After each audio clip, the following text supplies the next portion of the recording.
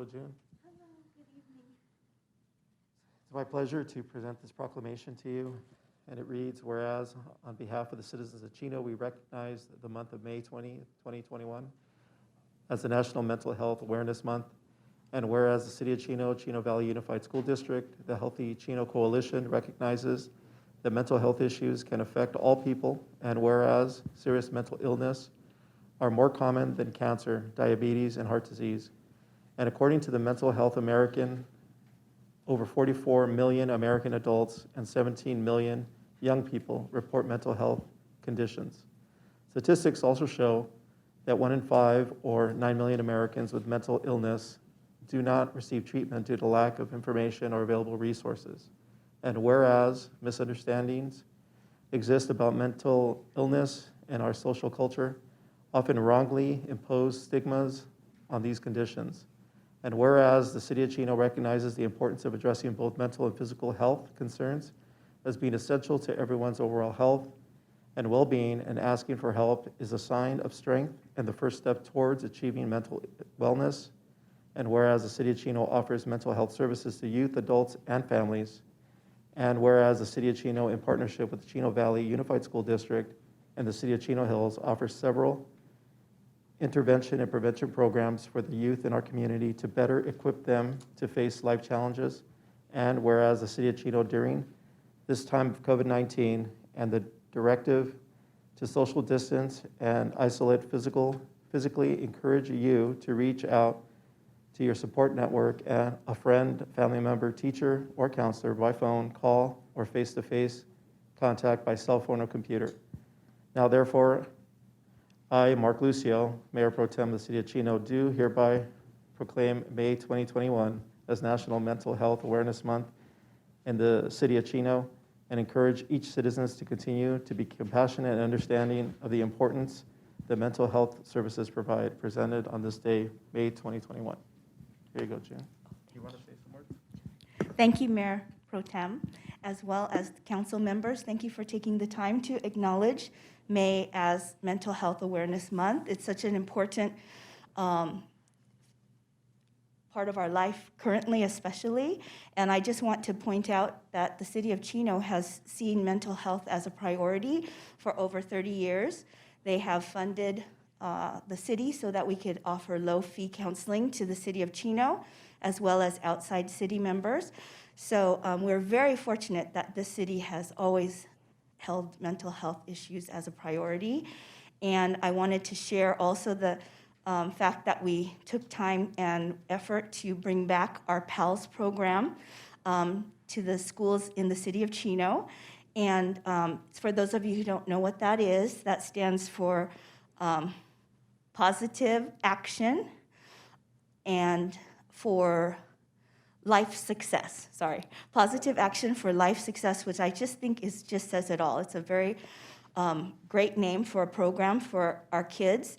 It's offered to kindergarten through 3rd grade for kids who are needing extra time with an adult to get great affirmation, to learn social skills. Really, when you see the topics that they cover, it's really things that we continue to deal with. You know, making wise decisions, taking responsibility for our choices, just all of the things that we continue to deal with, and relational issues at a young age, so that when they become teenagers and then also young adults, they can continue to look for positive affirmation and continue to grow in a healthy way. I also want to point out that we've had a collaboration with the city, with CVUSD, as well as Chino Hills to offer counseling services to the schools. And so our counselors are now back at the schools, which is great. And the kids are back, some of them, back at school. So now we are really able to have referrals and be able to help those who are asking for help. So just like the proclamation says, we just really encourage everyone, if you are feeling like there are extra stressors due to what we've just come through this year, to please, as the proclamation said, reach out to your family members, reach out to your friends, and then also ask for help. And we certainly have the counseling available here for our city. So we just really hold that as a high priority, and we really appreciate that. Thank you. Thanks again. Thank you.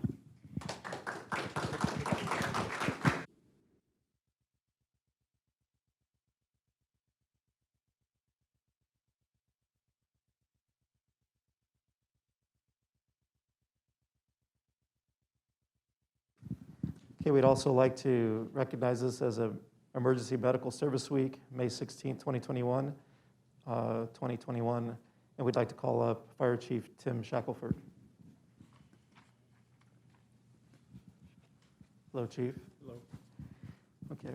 Whereas emergency medical services are the vital public service, and whereas the members of the emergency medical services team are ready to provide life-saving care to those in need 24 hours a day, 7 days a week, and whereas access to quality emergency care dramatically improves the survival and recovery rate of those who experience sudden illness or injury, and whereas trauma has been identified as the leading cause of death among persons from ages 1 through 34 years of age, and whereas raising our community awareness of the threat that trauma poses can increase our readiness, and whereas emergency medical services teams consist of emergency physicians, emergency nurses, emergency medical technicians, paramedics, firefighters, educators, administrators, and others, and whereas the members of the medical service teams, whether career or volunteer, engage in thousands of hours of specialized training and continuing education to enhance their life-saving skills, and whereas Americans benefit daily from the knowledge and the skill of these highly trained individuals,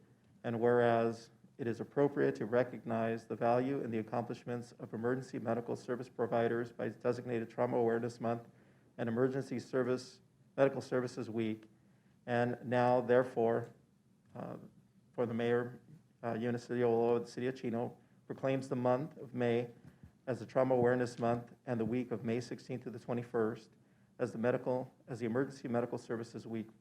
And it's signed by Mayor Eunice Ulloa, presented on this day, May 4th, 2021. There you go, Chief. Thank you. Would you like to say a few words? Certainly. Mayor Pro Tem Lucio and Council, thank you for recognizing the efforts of the personnel from the fire district as well as first responders and medical personnel everywhere. Thank you, Chief. Thank you. Chief, can we take a picture?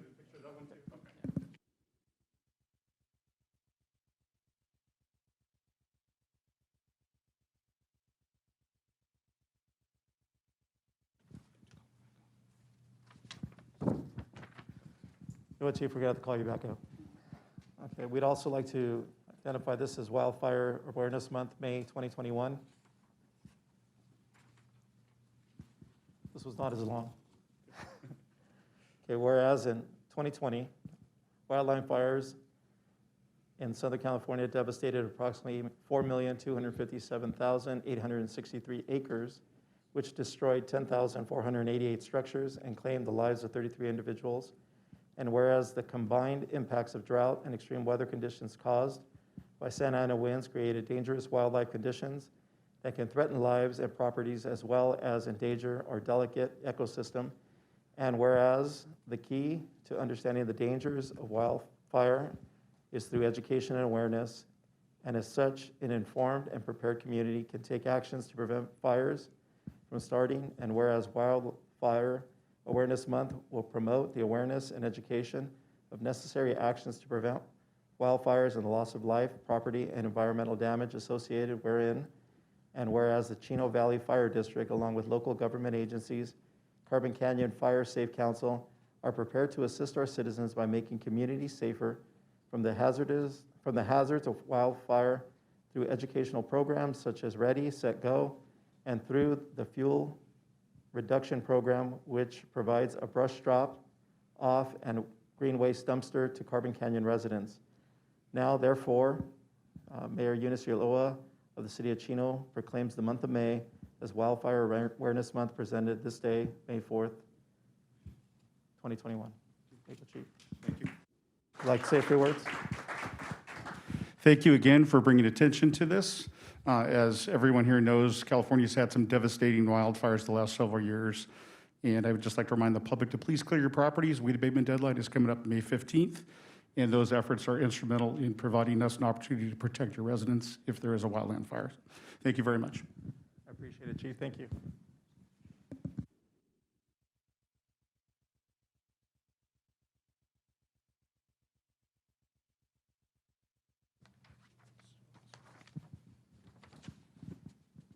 And we'd also like to recognize the Mayor's Home Beautification Award for May 2021. And the Mayor's Home Beautification Award would like to recognize the Lai family for being recognized as the May 2021 Mayor's Home Beautification Award recipient. Pictures on the broadcast. Because of your dedication and pride in your home ownership, you have helped make Chino a more attractive place to work, live, and enjoy. We thank you for all your hard work and everything you do. The Lai family is not in attendance tonight, so we will make sure we deliver the awards after tonight's meeting.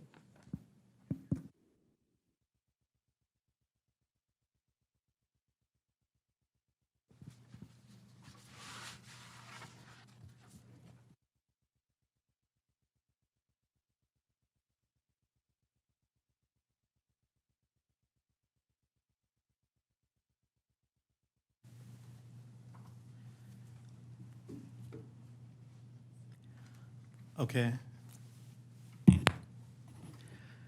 We'd like to report out of closed session. We'll ask City Attorney Gallant to report out of any actions taken in closed session.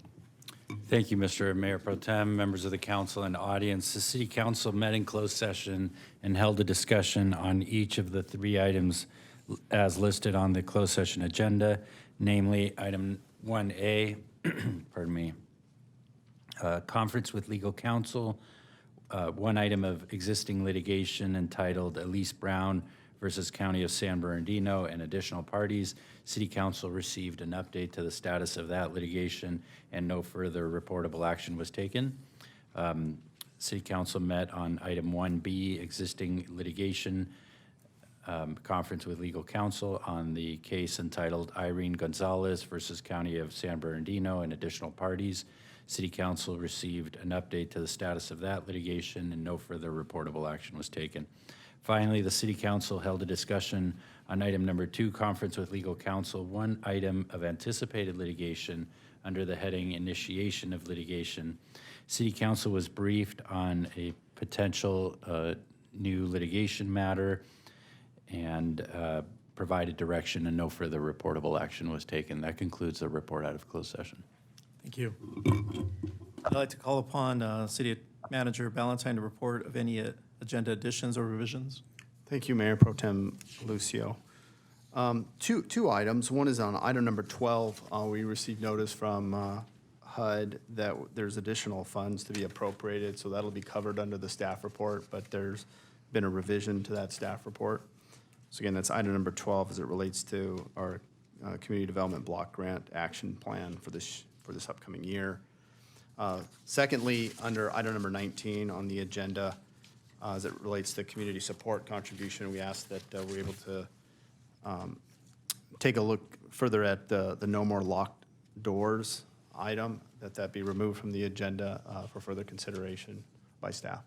And that concludes my report. Okay, thank you. Now we're on to public announcements. This is the time and the place for the mayor to inform the public of any upcoming events or past occurrences of community-wide interests and concerns. First, I would like to invite the residents to come out to the Chino Bike Day, Saturday, May 15th, from 7:30 to 11 a.m. at Ayala Park, near the Chino Valley YMCA located at 5665 Edison Avenue. This is a free event that allows participants to attend a bike safety workshop, check out our bike repair stations, attempt a bike obstacle course, enjoy kids' activities and crafts, and preparation in a community bike ride. and participate in a community bike ride. All participants must wear a helmet during the community bike ride. For more information, please contact the Carolyn Owens Community Center at 909-334-3258. Also, come on out for our next pop-up drive-in movie on Friday, May 21st from 6:30 p.m. to 10 p.m. at the front lawn of City Hall located at 13220 Central Avenue.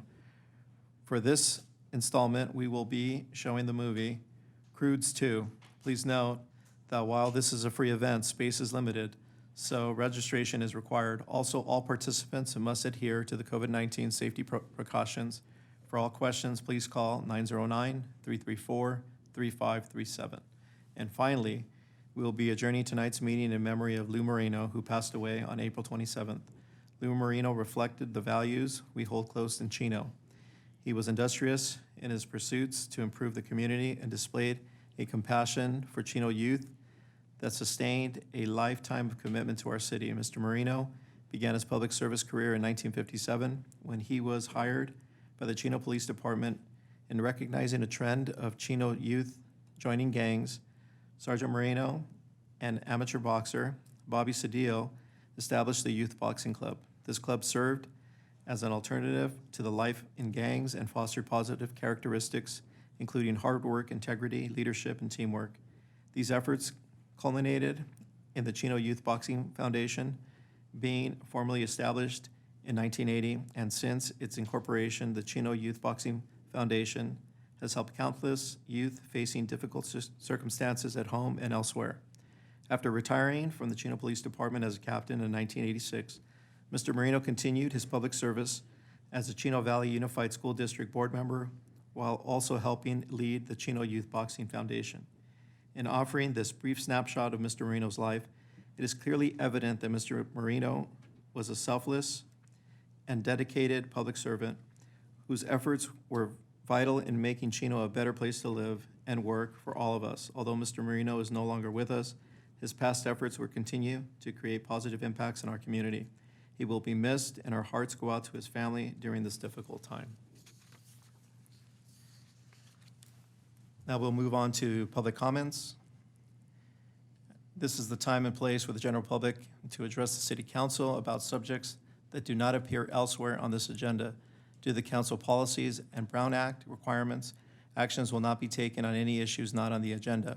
Ordinance number 9708. Limited speakers to no more than 5 minutes in which to address the council except as provided under Government Code 54954. At this point, I'd like to call up Michael Tafoya of Living World Assembly Church and those who would like to stand for invocation.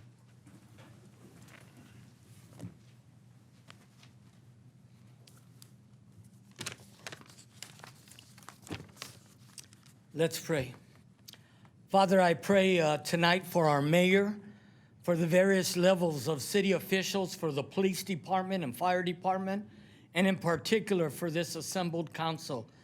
I'm asking that you would graciously grant them wisdom to govern amid the conflicting interests and issues of our times, a sense of the welfare and true needs of our people, confidence in what is good and fitting, and the ability to work together in harmony even when there is honest disagreement. I pray for the agenda set before them tonight. Please give an assurance of what would please you and what would benefit those who live and work in our beloved city of Chino. It is in Jesus Christ's name we pray, amen. Amen.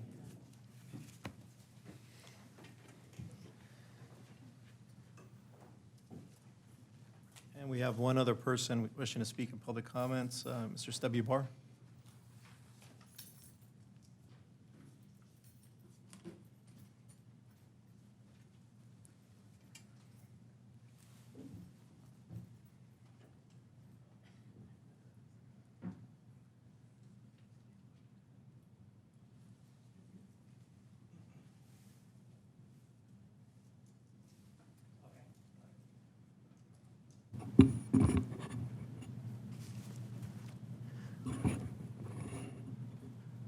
Well, let's see if it stays.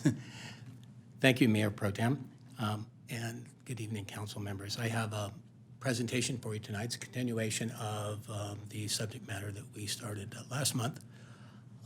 And of course, I'll have to go very quickly because I only have 5 minutes. So If I may, just before the presentation starts, I know it's somewhat unusual to just let a resident just put up a PowerPoint on the city system.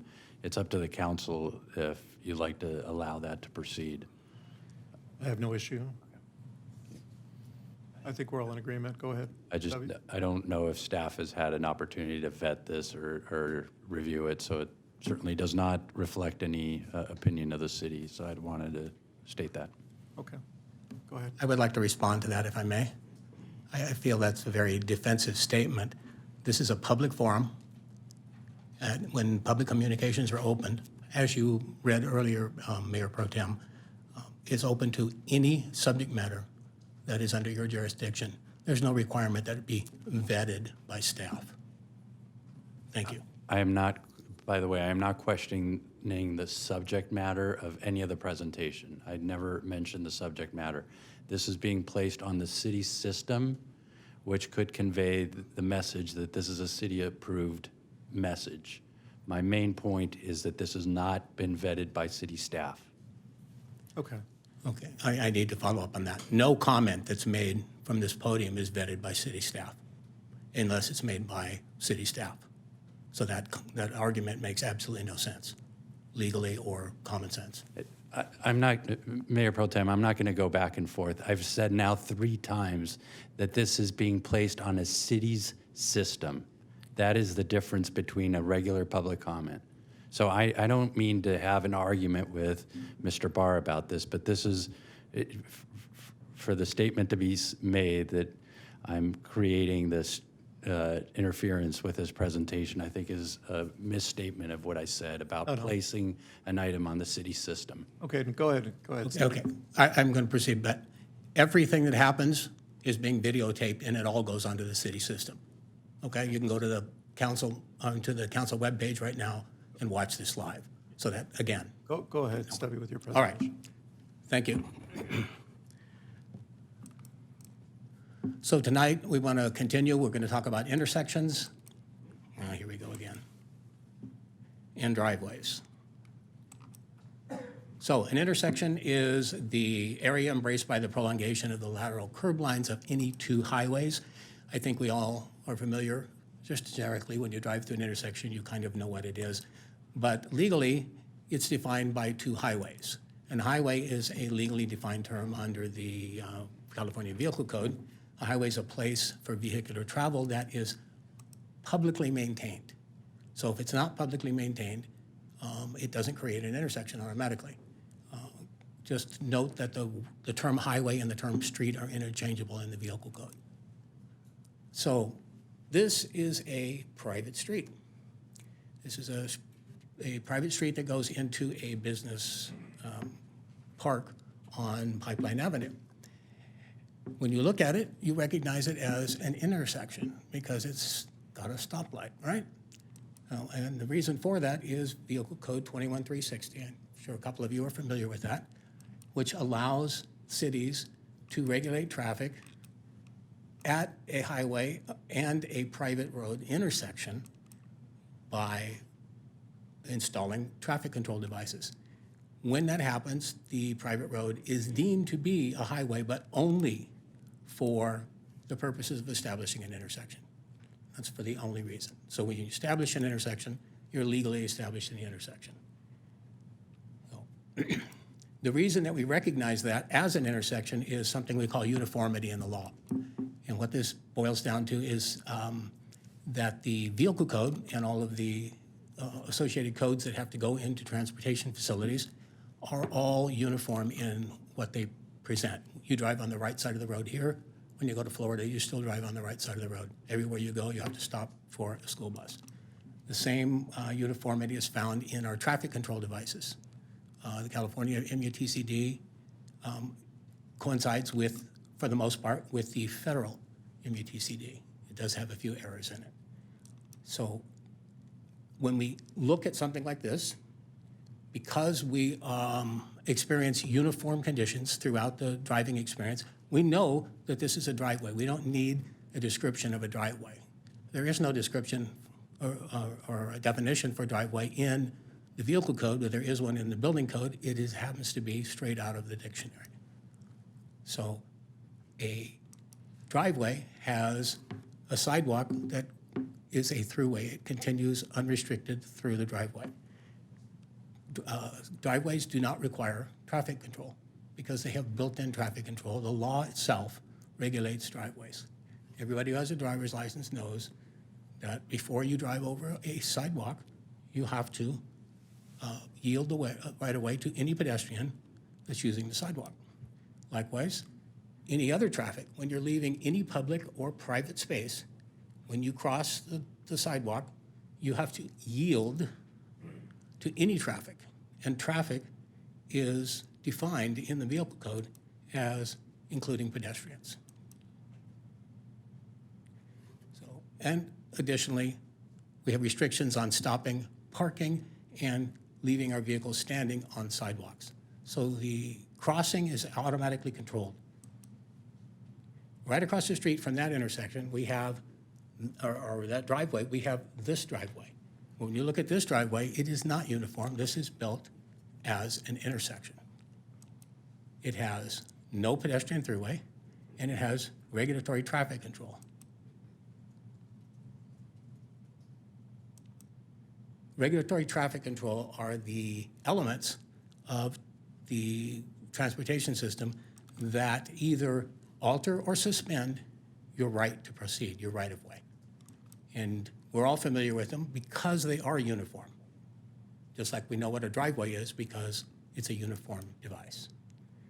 So because we have uniform codes and because we have established this and constructed this as an intersection under 21360, it creates automatic crosswalks.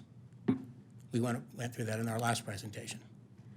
When we create the crosswalks, we are doing that to comply with state law as well as city policy that we must work to provide safe and convenient passage for pedestrians, and that we need to promote, we are required to promote and increase levels of walkability.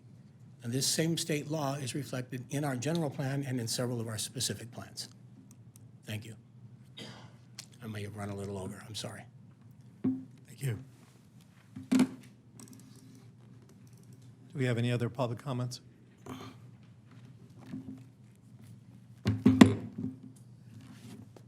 Okay, we'll go ahead and move on to our consent calendar. At this time, members of the public may present testimony as to why an item should be removed from the consent calendar or separate discussion unless a member of the public or the city council requests the item be removed from the consent calendar. All items will be acted upon as wholly and by one vote. Would any members like to pull an item on the consent calendar? Anyone from the public? Seeing none, then I would entertain a motion and a second.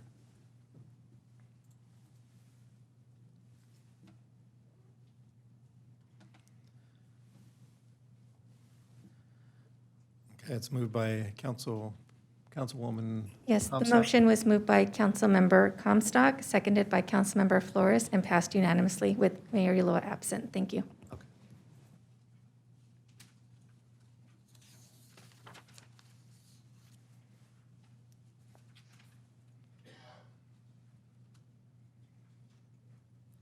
Now we'll move on to public hearing. Prior to the vote of the City Council, any member of the audience will have the opportunity to address the council on any items listed under public hearings. Council requests, but it's not required that you state your name and address prior to making any remarks. And we'd like to call item number 12.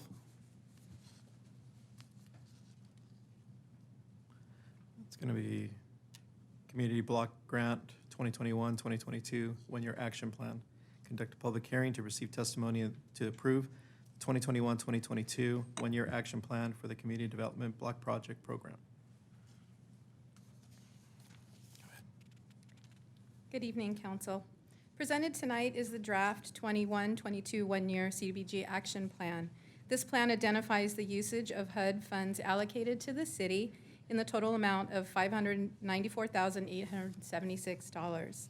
Please note that the action plan and Exhibit 1 before you consists of revised funding recommendation per HUD's notification of increased funding yesterday, May 3rd.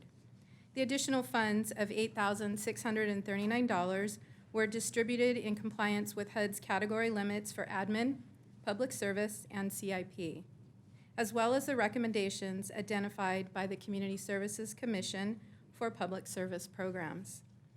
This year, there were 6 public service applicants.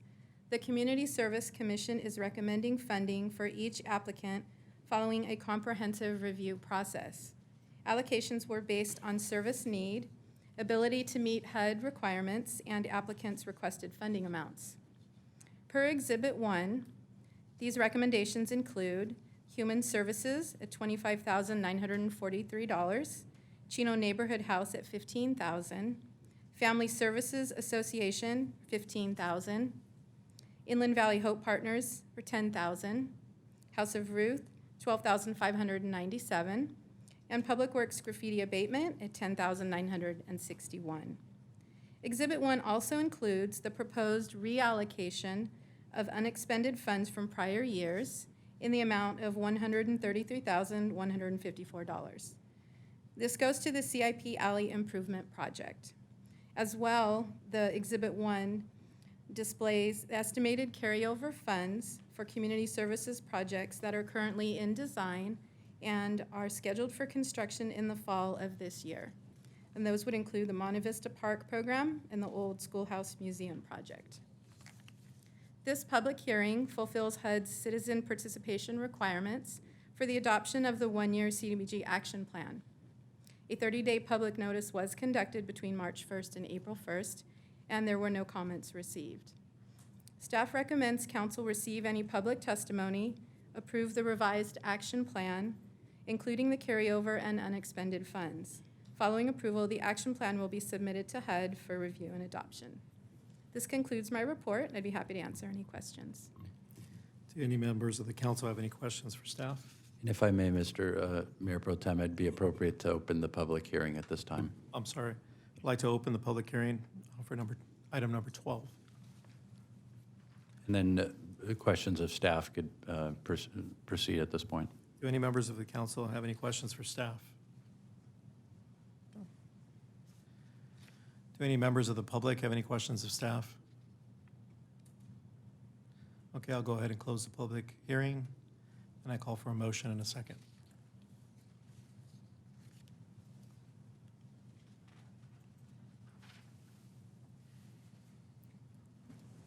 The item is moved by Councilmember Comstock, seconded by Councilmember Flores, and passed unanimously, 1 absent. Thank you.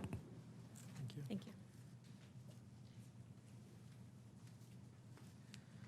Okay, next.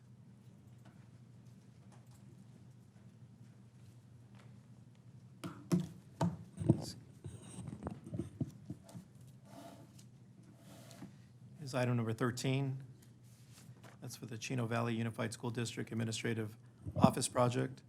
Adopt a mitigation negative declaration pursuant to the California Environment Quality Act and approve a general plan amendment and zone change and land designation of a 4.62 acre parcel of land from general industrial to public located at 13461 Ramona Avenue. I'd like to open the public hearing and have staff report by Warren, city planner. Good evening, Mayor Pro Tem, members of the City Council.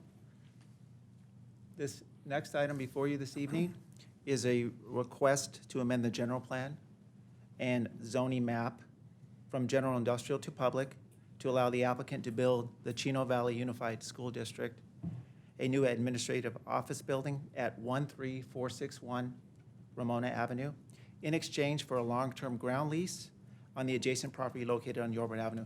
So if you look at the slide there, if I can get the thing to work here, this is the location they want to build the school here on the left of the screen. On the right is the location of the long-term ground lease for the industrial building. As you can see by the slide, also Ramona Avenue is here on the left side of the screen, which is the west side, Yorba Avenue, and it's just north of Schaefer Avenue.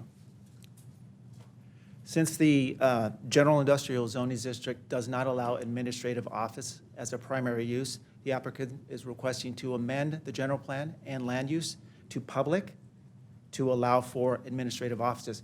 And then also on this slide here, so the existing's on the left, industrial, and they're changing simply portion of the site to public, and that would allow for the administrative office use.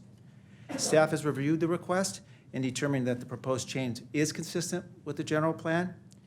It is also consistent with the district's use that is currently out on the site, which is the student support services. So they already have an administrative use that's sort of out there. I think it may have been moved now, but it was there in preparation for the development. And then in addition, the change would also be compatible with the existing uses surrounding the property. To the south is a high school, Buena Vista High School. Over on the west is single-family residential, and then to the north they have industrial, but they're smaller buildings, and this component that's related to the school district itself. On April 19th, the Planning Commission recommended approval of the amendments by a 4-3 vote as a result of truck traffic-related concerns. So it was a split vote, 4-3, but it was approved. In terms of the development itself, the land uses were recommended approval, which we're bringing for you this evening. The next slide I have for you is just gives you an idea of what they're going to put on the site. It's a office building. This just gives you an idea of what it'll look like. A mitigated negative declaration has been prepared for the project pursuant to state environmental guidelines, which identifies mitigation measures to reduce the impacts to a less than significant level during construction and operation. In addition, a 10-day notice was mailed out to all property owners within 300 feet of the project site, and the notice was published in the Chino Champion on April 24th. We haven't received any comment on either for this meeting. So with that, in conclusion, staff recommends that the council adopt a resolution adopting the mitigated negative declaration, adopt a resolution approving the general plan amendment, and introduce an ordinance adopting the zone change this evening. But before I conclude my presentation, I just wanted to bring up the city engineer to kind of go over through some of the traffic concerns that the Planning Commission has, so you get an idea of what happened at the meeting, what was discussed, and why it was a 4-3 vote. So with that, I'd like to bring up the city engineer. Okay.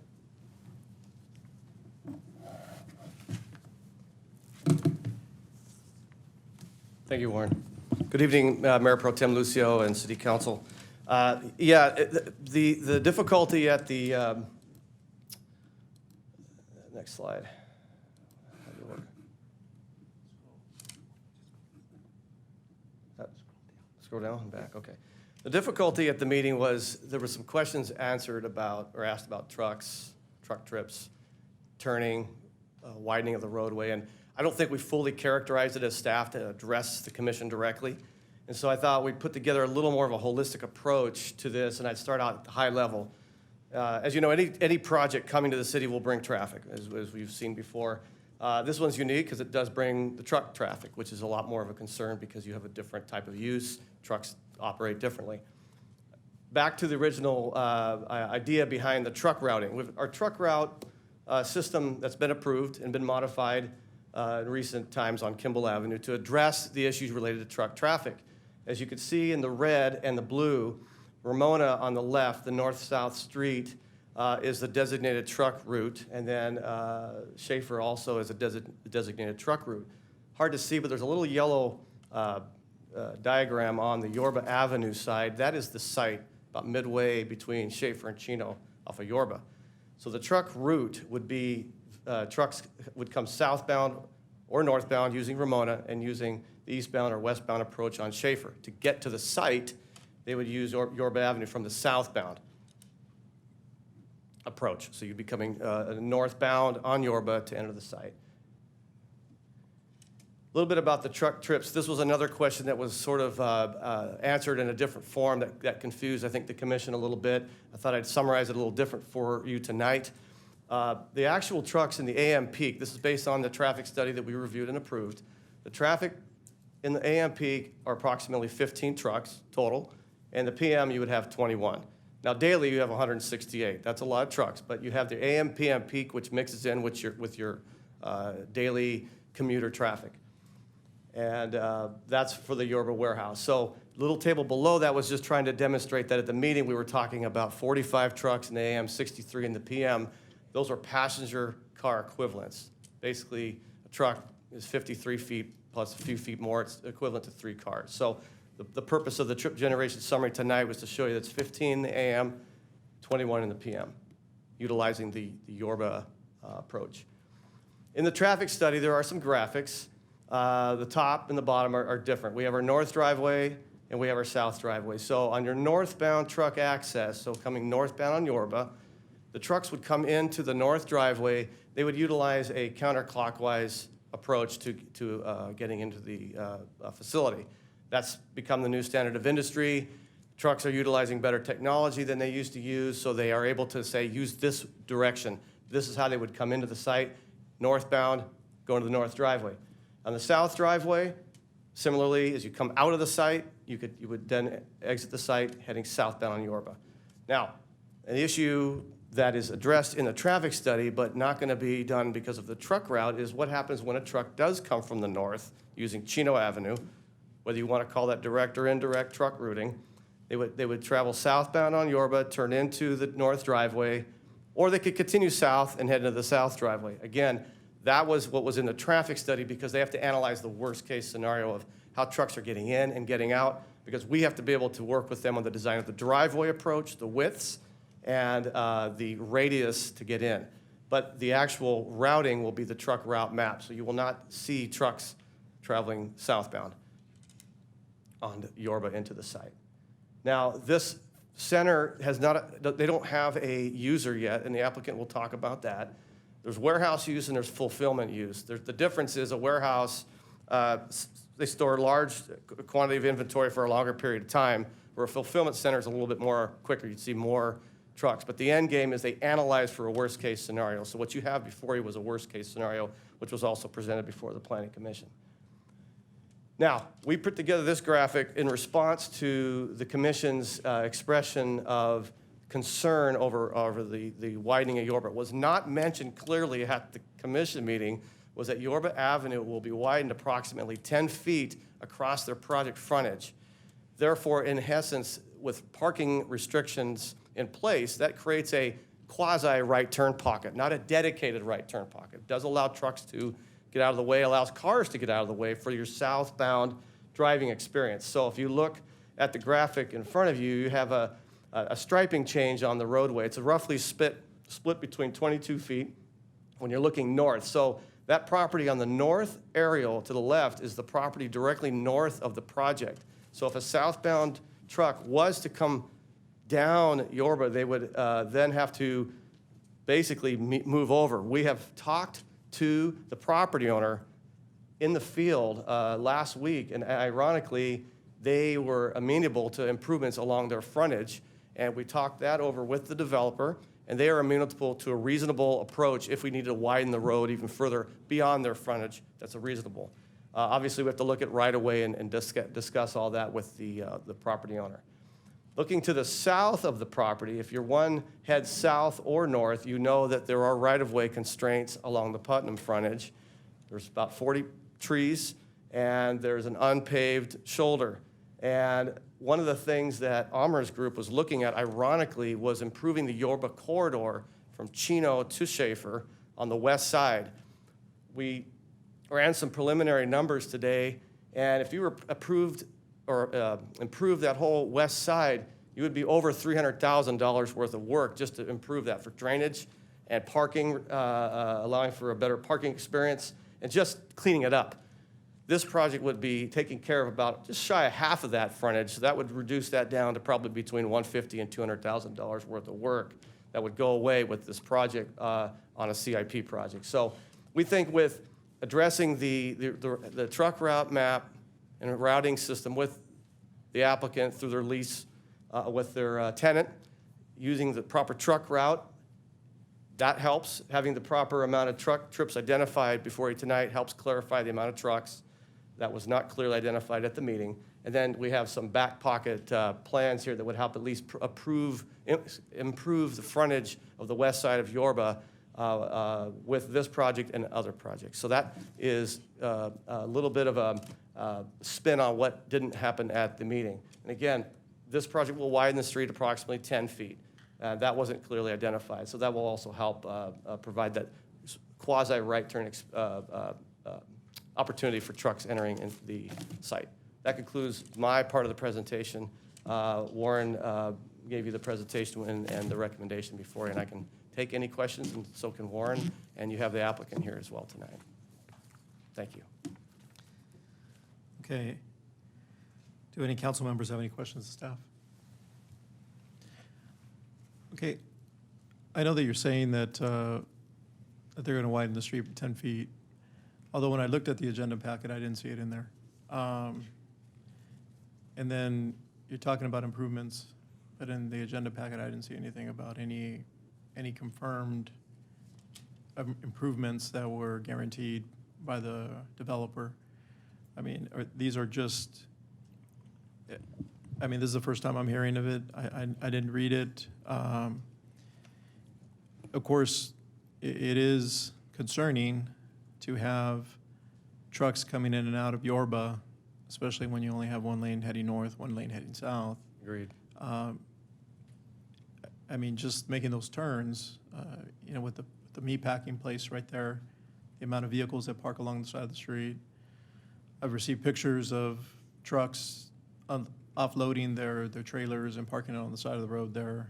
I mean, there's significant problems there on that street already that I think that this project would only enhance. And the things that you're pointing out now about widening the streets, I haven't seen anything like that at all. And that's kind of, you know, it's always been told to me, unless it's in writing, you know, those are just words. Unless you guys can tell me something different that I didn't read or that I might have missed. Yes. So I'll clarify in terms of why you didn't see the information.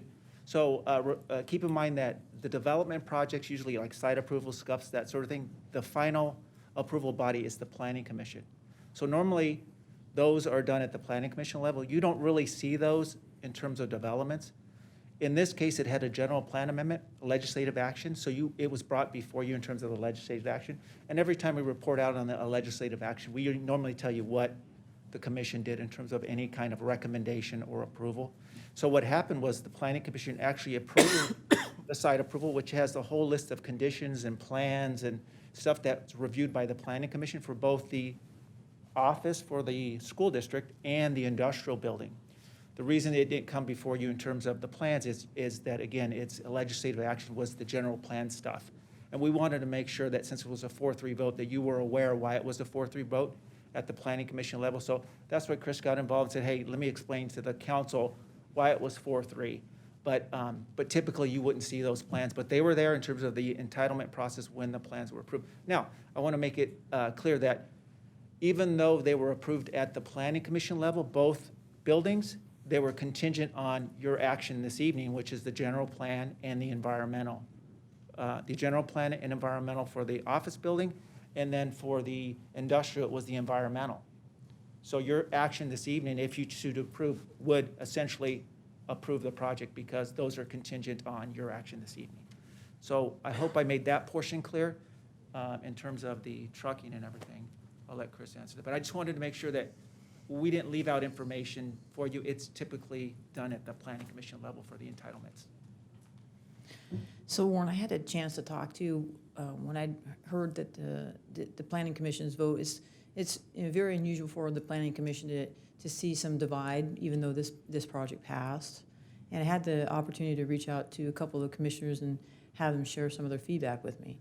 And although some of the feedback was that the district office is actually, you were looking at some of the pictures here tonight that were presented to the council.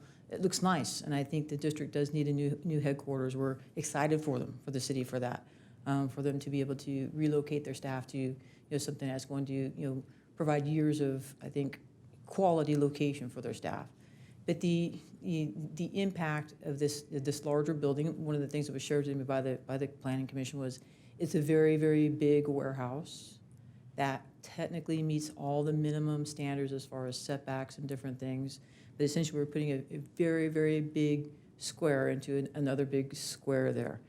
Now, I realize the school district has done their due diligence and met all the requirements that way from a planning perspective, but there was feedback from our planning commission about, that aspect of the design in itself as well as in speaking with another member of the planning commission that, that they also believe that some of the environmental impacts would bring from that warehouse with the change, with the, in combined with the traffic issue, would bring significant, truck traffic to that. And when we look at Yorba Avenue, I drove down it just last night in preparation of this meeting and while reading. It is, in my opinion, inadequate to support, some of the actions and some of the vehicular activity that's going to bring there. It's already strained. Yorba Avenue is already strained. I already get complaints from people in this area about truck activity. In fact, we just took a signboard down off of Chino Avenue and just say, Chris, I do respect this. That would be in a perfect world if every truck driver obeyed the truck route. They're not going to get off at Chino Avenue at Highway 71. But let's face it, I live right there at Chino Avenue and Pipeline, and they're doing it several times a day already. And they're doing it in other parts of the city, that we receive complaints from. So ideally, would they get off in a different location and always go northbound on Yorba from Schaefer? Of course, ideally. But let's face it, they're not. They're going to come from different directions as well, whether it be because of confusion or new to the area, or just it's more convenient for them to get off at Chino Avenue and cut right across and then go southbound on Yorba Avenue. And again, I think some of the improvements that you're talking about that would occur on the west side of Yorba Avenue, they're not really ideal. They would be, they're not, when we talk about some of those things in order for them to get in, we're essentially, without doing the proper improvements the right way there, allowing for them to use what I would consider somebody's public right-of-way without, if I'm not mistaken, in order to make their turn. And although we would get a little bit of widening on northbound from Schaefer Avenue, I don't think you can deny if that is the route that they should be coming without a proper, retooling of that street, that any type of impact with trucks coming in and out of there, because if you went through there last night, there's trucks parked all along the west side of that area already. And when they're making their left turn into that facility, without some widening or some additional capital improvements, it's going to create gridlock, and it's closer to the Schaefer Avenue side. It just from a practicality stance. While I respect the traffic report and you as engineers, it's one of those things I think that does, technically, could we make it work here? Is it what they call the minimum level of service? Is it meeting it? Yeah, I think it is. But when you really look at it from the long term, I think it's a very short-sighted proposal for us tonight. I think it's going to create greater impact. I think it's going to create more traffic. I think it's going to create frustration for people going northbound.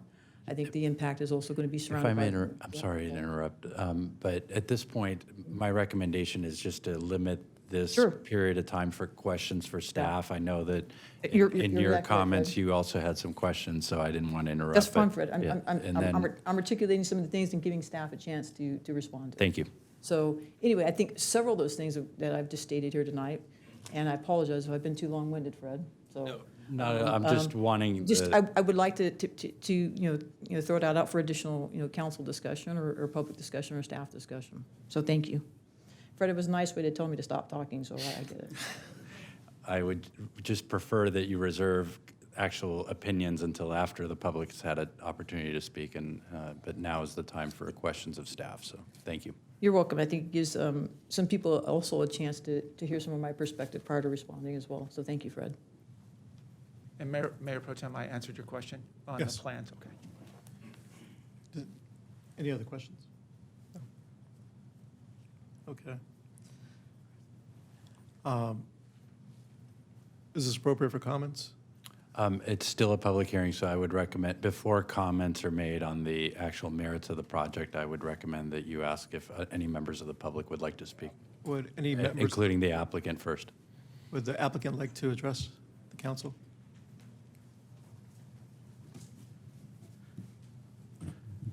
Honorable Mayor Pro Tem, members of the City Council, my name is John Killen. I'm the Executive Vice President of Development for Zbeck Realty Partners and Zbeck Building Company at 3010 Old Ranch Parkway, Seal Beach, California.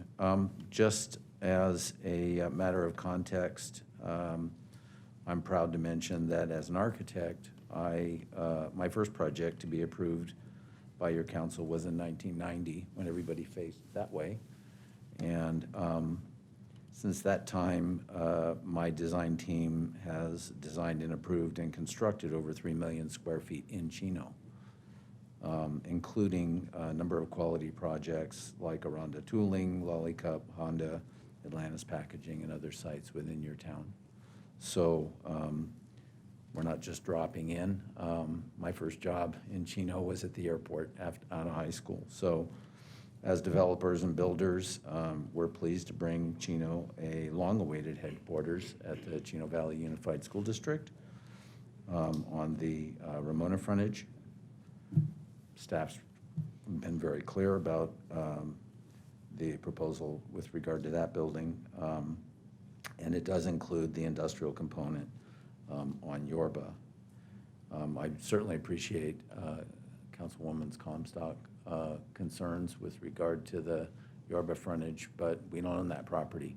Love to own it, love to improve it, but that's not within our purview. I guess I'd like to close quickly by thanking your outstanding staff. Like I said, I've been working in town for 30 years now, worked with a variety of your staff over the years. And I think with what Chris and Warren have shown you, it's a very complete and thorough analysis of the existing conditions and what's going on in our project. We have with us this evening my architect, our traffic engineer, our CEQA consultant, and probably most importantly, representatives of the Chino Valley Unified School District, some of which I'm sure you recognize, including your superintendent, representatives from your school board, and Greg, who's your director of facilities, who's been our kind of one-on-one individual to deal with, and his team. I think we got a great project here. There are some trade-offs as it relates to our ability to develop the site on their behalf, and we're all here available for your questions as well. Thank you. Any members of the public have any questions? Mr. Barr?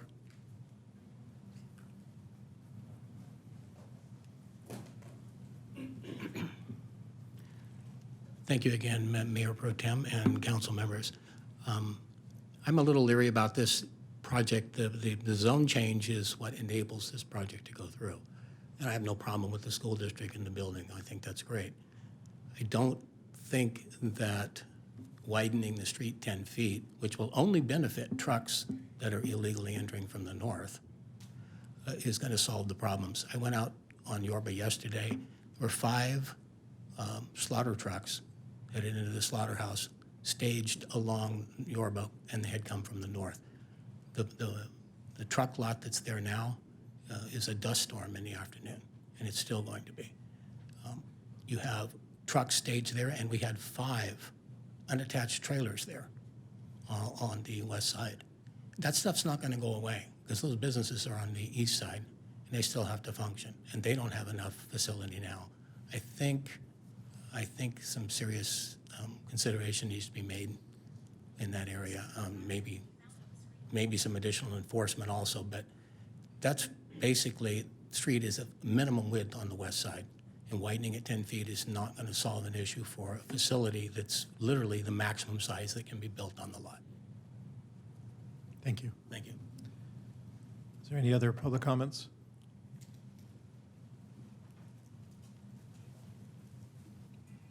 Good evening, Mayor Pro Temp, council members. I'm Norm Menfield, the superintendent for Chino Valley Unified School District.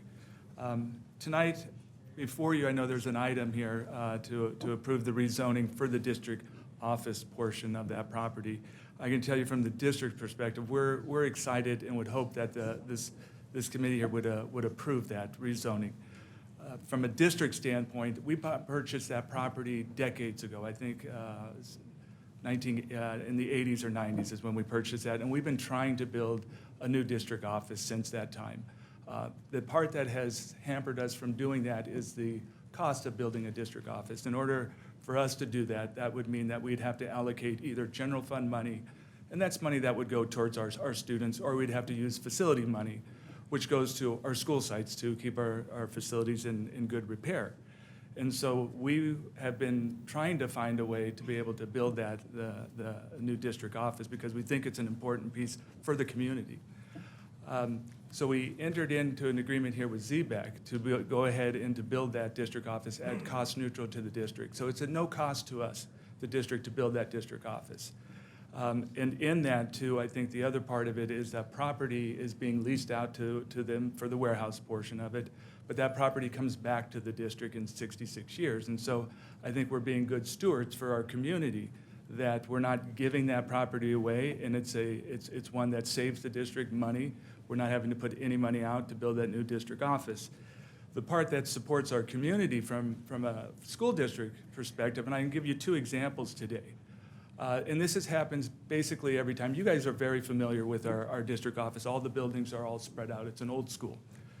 And today, I saw 2 people come walking up, a mother, a husband and wife. And you can tell that most people don't know where to go when they come to our district office. So I always approach people and, hey, can I help you? What do you need to do? And what did they need? They needed to go to Student Support Services, which isn't located on our district office, and we have to send them someplace else. And that's not really good for our community. I think when somebody comes to, when they come to the city here, the city of Chino, they expect to be able to be serviced here. When they come to the school district, I would want parents to be serviced there, but many times a lot of our services are not centrally located, so we have to send them someplace else. The new district office would allow us to bring everybody centrally located, so when they come there, they would have that service, and I wouldn't have to send people off. And that happens daily at our district office.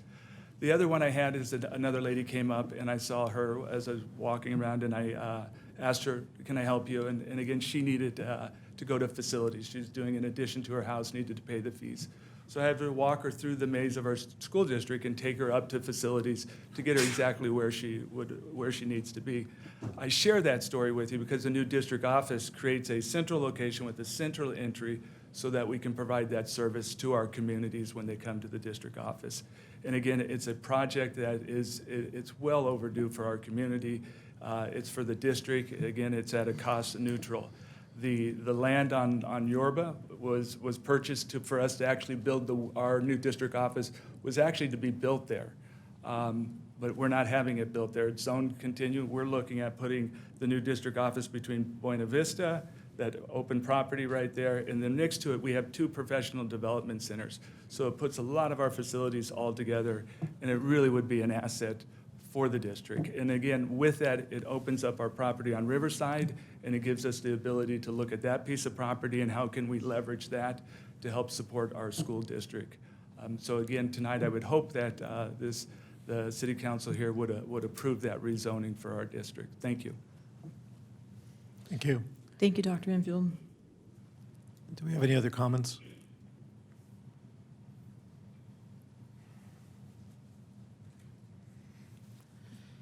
I'd like to comment to Dr. Enfield. Okay. So there's, I look out into the public tonight and I see a bunch of members from the school board here, and I want to thank you for coming here tonight, and thank you for your interest in this project. I know that it's very, very important to not just you as the district, but your entire staff. And your staff deserves this facility. They do. I have to attend meetings at the district, and it's confusing. It's difficult to get there. It's hard to find.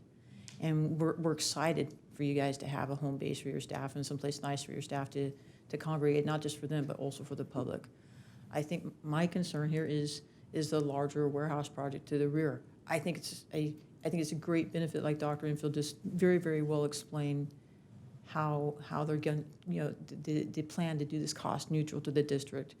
But I can't help but look at the fact that, from my perspective, I have a responsibility to look at the impact that this is going to have to the greater community here, and particularly to the traffic on Yorba Avenue.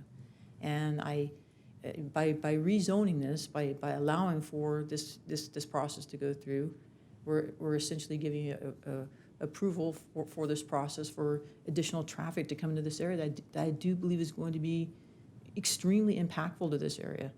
And I don't see it as being significant enough, what we're proposing here to mitigate that, is my perspective of it. And I don't mean for that to delay the school district's desire to bring their staff to one location. So, Mr. Mayor Pro Tem, if there are no questions of the speakers and there's nobody else wishing to speak, it'd be appropriate to close the public hearing and have deliberations on this. Okay, do we have any other comments or questions? I'll go ahead and close the public hearing. And do you have any comments, Chris? Okay, I too mirror Councilwoman Comstock's feelings. I do think the district does need a new facility. I think it's very dated, but I think the impacts to the community is greater than the benefit that the community is getting. I don't know if, in looking at this, I think the environmental report was looked at holistically, and I think it needs to be reviewed more. I think they need to take another look at it. It is concerning for me. I can tell you, I don't even drive down Edison Avenue anymore because of the traffic due to the trucks. And I think something like this would cause major traffic both on Schaefer and possibly even on Yorba. So I think this needs to go back to the Planning Commission. I think the Planning Commission needs to look at this again and look at the environmental impacts and make sure that everything is addressed there, and then maybe send it back to us after it's vetted out a little more clearly, because I think in looking at what the Planning Commission looked at, I didn't really truly see a true traffic impact report there. And I think it's something that needs to be looked at again. That would be my recommendation, is to send it back to the Planning Commission to look at the environmental impacts. So on that point, just to the extent other council members may agree with you, Mayor Pro Tem, the options you have are, you could always approve this, you can deny it outright, in which case we'd ask you to direct staff to come back with a resolution with findings based on the testimony tonight of denial, or the opportunity, rather than denying it and sort of putting an end to the project, which may delay their opportunity to reapply, the offer that you had suggested to send it back to the Planning Commission is an option if the applicant would rather have that considered other than a potential denial of the project. So that would be something to ask whether they'd have any objection to that. I suspect that denial would be more detrimental because I don't know off the top of my head how long they have until they could reapply, but is it half a year or a year? Do you know? A year. It's a year. So in lieu of a denial, you could potentially provide that offer to the applicant to allow for it to go back to the Planning Commission and maybe re-look at the environmental impact or mitigation, the negative declaration, the environmental report in this particular case. Okay. Chris, you had a comment? Yeah, I just have one comment. Number one, I want to express my support for the, for the building for, our Chino Valley School District. I am completely in support of that as well. Aside from some of the traffic concerns that were raised tonight, another issue one issue that concerns me is over the past couple of weeks, I went kind of door knocking and spoke to some of the residents there, and I just had one question for them, and the question was, hey, here on Yorba Avenue, I know you guys have been notified, but what, from you guys' perspective, what do you guys think is being built here? And most of those residents there just think that it's the school building that's going to be being placed there. They have no idea about the warehouse, and I just feel like there's some. I'm not going to say they're misinformed, but I just they're not exactly, they don't exactly understand what's being placed there. And for me, that was a concern as well, because it's, okay, if you can't really express what exactly is being placed here on Yorba Avenue, and you think it's the, it's a Chino Valley School Board, building that's being placed here on Yorba, as opposed to the warehouse that is being built out to the max, I just think that's that's an issue there in itself.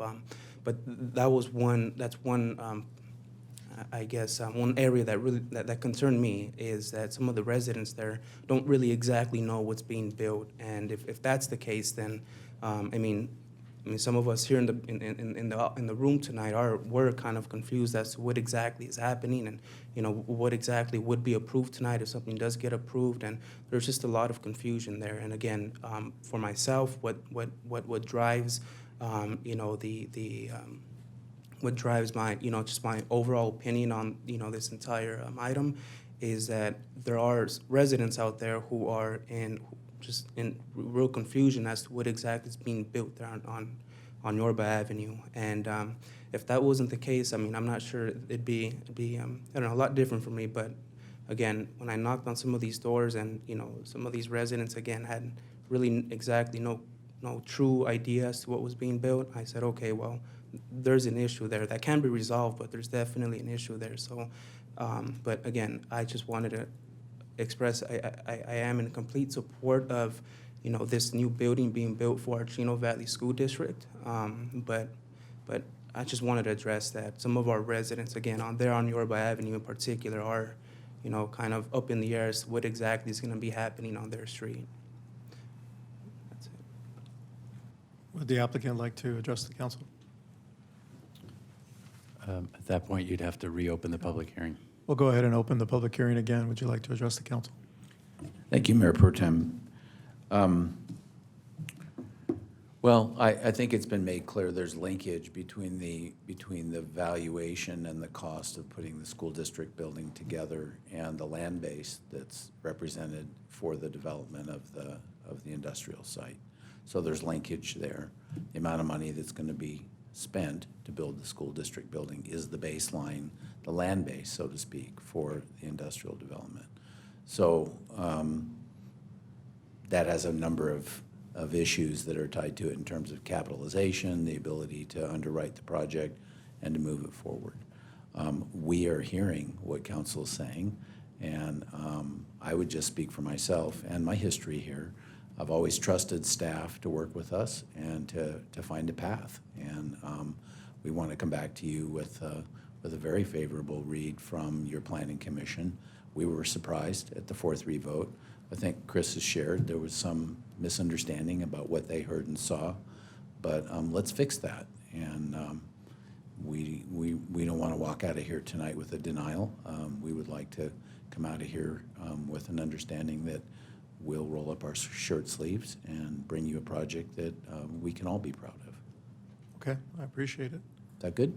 That's good. So we'll go ahead and close the public hearing unless there's any other comments. Okay, we'll go ahead and close the public hearing. And Fred, how would you suggest we do this? So if you'd like to proceed with the recommended action that you suggested, Mayor Pro Tem, the council can pass a motion to return this item to the Planning Commission to revisit the mitigated negative declaration that is a component of the approval that you're looking at today, so that it could look at it holistically, as you mentioned. So just a motion to return it to the Planning Commission for further environmental assessment. Okay, I'll go ahead and make the motion to return this back to the Planning Commission.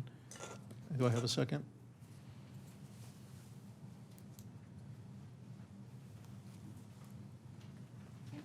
Thank you. That item was moved by Councilmember Comstock, seconded by Councilmember Flores, and approved unanimously. Thank you.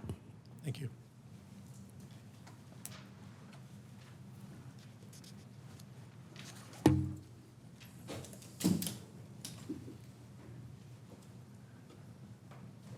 We'll go ahead and continue with public hearings. We're going to introduce Ordinance 2021-005, introduction of ordinance, adding Chapter 8.75, the Chino Municipal Code regulations, the parking and the storage of historical vehicles, and amending Chapter 10.30, to allow for parking and storage of personal use of commercial vehicles. Staff report will be by Nick Ligori, Director of Development Services. Thank you, Mayor and Council. Good evening. So this item has been continued a couple of times. We've had requests from property owners in the city concerning the storage of historic vehicles. So these are special use vintage vehicles that may not conform to the city's regular household vehicle, if you will, dimensions and sizes and weights, but they are used for artisan purposes, so in parades and special events and things like that. And so staff prepared an ordinance to address the allowance of those vehicles in some pretty narrow categories for people that want to pursue that pretty much on the larger lots in the city, so 1 acre and half-acre lots, as well as being storage screened from the public view. They have to have a historical vehicle license plate placard, and they need to be stored in an area where they're not dismantled or wrecked or anything like that, unless there's active restoration work happening on the vehicle. Additionally, we have had some code enforcement issues with vehicles, particularly larger trucks, that while they could be a residential purpose, like if you have like a F-250 or something like that, they are a little bit larger than the strict reading of our commercial vehicle ordinance. And so in this ordinance, staff is also proposing a change to those regulations that focus more on curb weight and overall size versus the gross vehicle weight rating. So that would allow people that do have these larger trucks, that even though they would be technically a commercial vehicle today, would be allowed to be parked for residential use if they're for a residential purpose. Also, there would be an allowance for vehicles that are residential in scale, but they are used for a commercial purpose. So this would be if somebody had an Uber vehicle that is just a sedan that they use both to Uber and as their personal vehicle, or somebody working for a utility agency like the gas company or Edison that has a Civic Hybrid that they, because they're on call, they have to use that for work. If that's parked in a driveway, not stored, but just parked, those would not be a violation of the ordinance. So staff is looking at this as a way to kind of clean these issues up and help residents who have those unique circumstances to be able to have those vehicles without being in a technical violation of the code. So that completes my report, and I'd be happy to answer any questions you have. Do any members of the council have any questions? Do any members of the public have any questions? And just to clarify it, that is opening the public hearing? Yes. Thank you.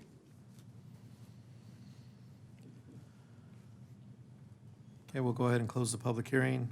I call for a motion. I have a comment too. Go ahead. Nick, I just wanted to let you know, thank you for taking that back. I think you guys did a good job with it. Looked over it a little bit more. And thank you for bringing back an improved ordinance for us. We really appreciate it. Good job. Okay, now we call for a motion.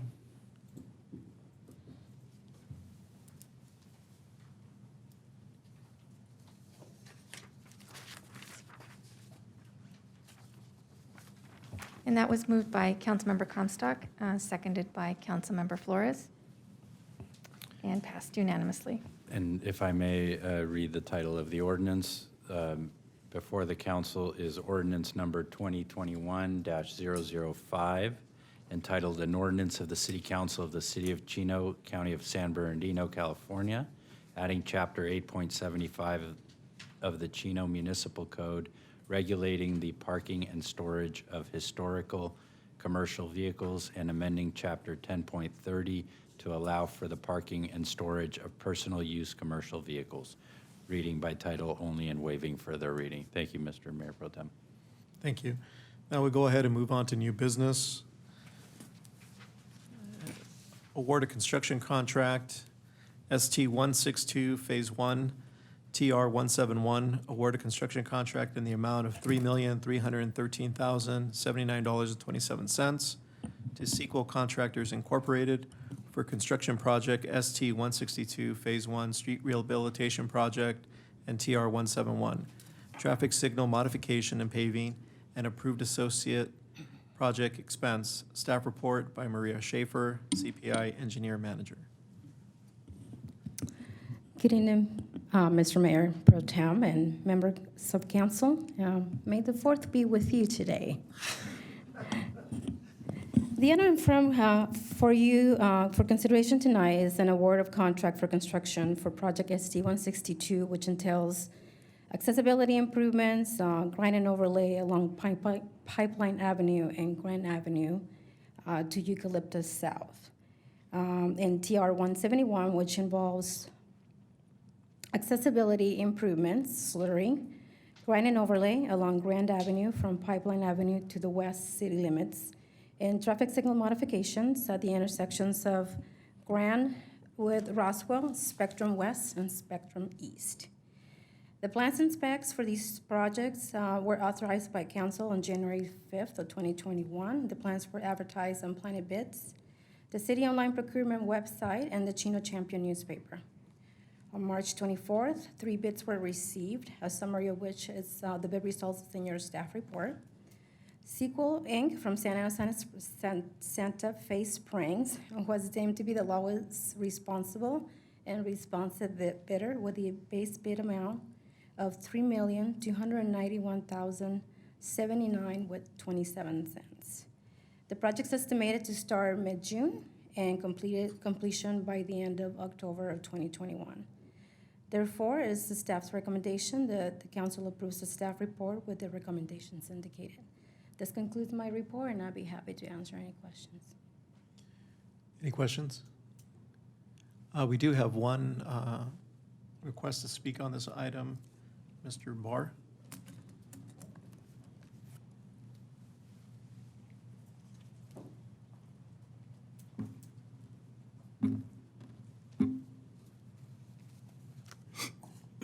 Thank you again, Mayor Pro Tem and council members. This project I've been involved with now for almost 5 years. And the plans that have gone out to bid are not compliant with a lot of the accessibility issues. I have a kind of a list here that I'm going to go through quickly because I only have 5 minutes. The northwest corner of Roswell and Grand, if you're familiar with, that's where the McDonald's is. That was part of the Kaiser Permanente project. That street was widened. That corner was rebuilt. I did an accessibility report on that in 2017 when it was brought to council for approval. There isn't 1 square inch of any of the pedestrian facilities that complies. I was told at the time by planning staff that that was phase 1 of the project and that Kaiser was going to come back with a phase 2 and fix all of that. It's included in this work the city is now paying for. And this is the problem that we're having with these issues. That the developers are allowed to slide and not make things compliant, and the city has to come behind and pay for what the developers are supposed to be doing. So that's that issue. Pedestrian crossing restrictions. We have 3 intersections that are signalized. They're existing signalized, and they're modifying the signals, and they have pedestrian crossing restrictions on 1 leg. Now, if you remember from the report on Philadelphia Avenue, where I covered that same thing we have at Norton, restricting crossing is something that should only be done when there is a demonstrated need. The only need that the city was able to demonstrate was in a memo that came in November last year from Dennis Rawls, where he tried to justify eliminating the crossings because the pedestrians are slowing down the traffic. Well, pedestrians have just as much right, the vehicular traffic, pedestrians have just as much right to use the roadway as anything else. we're required by law to provide them with safe and convenient passage. Now, the safest passage across the street for a pedestrian is a grade separation, a bridge or a tunnel, where there's no conflict at all with the vehicular traffic. The second safest is a traffic signal, because the traffic signal gives them a protected right-of-way. So there's no safety issue. We have a traffic signal there already, and it's being modified. You can't ever argue that it's more convenient to force a pedestrian to cross. The most hazardous thing pedestrians do is cross streets. It's the most hazardous thing they do, whether it's legal jaywalking or in a crosswalk. So forcing a pedestrian to make 3 crossings to get to a destination instead of 1 is definitely not more convenient, and it is definitely hazardous. So the plans, the original plans for this project, I redlined for the city in March of 2020, and I had a meeting with the entire staff in this room in July of 2020 and went over these concerns and a lot more. These plans do not reflect any of that stuff. They have basically not changed anything. We have the presentation I gave you earlier with the conflict between the way driveways are built. We have 6 driveways that are identified on the plans as driveways that are built as intersections with curb ramps and with detectable warnings, which makes them intersections. And that's the way they are on the plan. That is not only a violation of the law, but it's also a violation of the policy that Chino adopted, the policy on accessible pedestrian facilities, which states therein that private roads shall be built, same as our municipal code states the same thing, should be built as driveways. And there's a logical reason for it. You don't want, what would that be, 8 additional crosswalks in that section of pipeline. We don't need them. They should be rebuilt as driveways. But if they're going to build them as intersections, they have to make them fully accessible, all 4 crosswalks. The curb transitions that are on the plan are not compliant with, well, there's some of them that aren't compliant with any of the codes, but they aren't compliant with Chino's policy. We have a policy in place that has a priority for the selection of the type of curb transition that is installed. The priority is there for a reason, and the reason is to keep the transition as clean and safe as possible. And what we have here is what you're seeing on Riverside and what you saw in my report on Philadelphia Avenue is you have subsurface pedestrian facilities. The sidewalk is lowered below the level of the street. There are no path of travel improvements. If you remember from the end of my accessible survey report on Philadelphia, the law, Part 35 of Title 28 of the Federal Code of Regulations, is written for governments only. Part 35 is the part that's accessible, applicable to government. Staff insists that it is not applicable to them. Part 35 requires that the path of travel be improved up to the limit of 20% of the cost of the project is considered disproportionate. Now, people look at this and they tell me, well, you're adding 20% to the cost of the project. I'm not adding 20%. These are improvements, remediation improvements that were supposed to already been done 30 years ago. We are supposed to have a transition plan, and all of this stuff is supposed to be being done on a regular basis, something I have been pushing for 8 years now, and we haven't made any progress on. The building code also requires that path of travel improvements be made. They have to be included in the process of the plans. Our building department does it when they do plan checks. They require path of travel up to 20%. The public works projects are not run through building department, so no one is enforcing this. It's a violation of the building code. The building code applies to governments. Health and safety code, I can't remember the number offhand, specifically indicates that the building code is applicable to all government entities, even the federal government, where possible.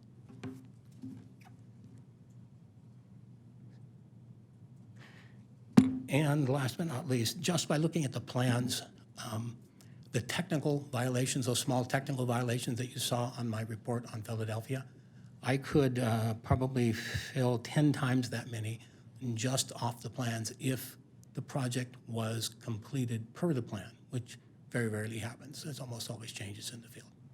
So I can expound on this stuff, but this project is not ready to go by any sense of the means. It's no more ready than Riverside or Philadelphia was. Thank you. Thank you, Mr. Vore. Do I have any other public comments?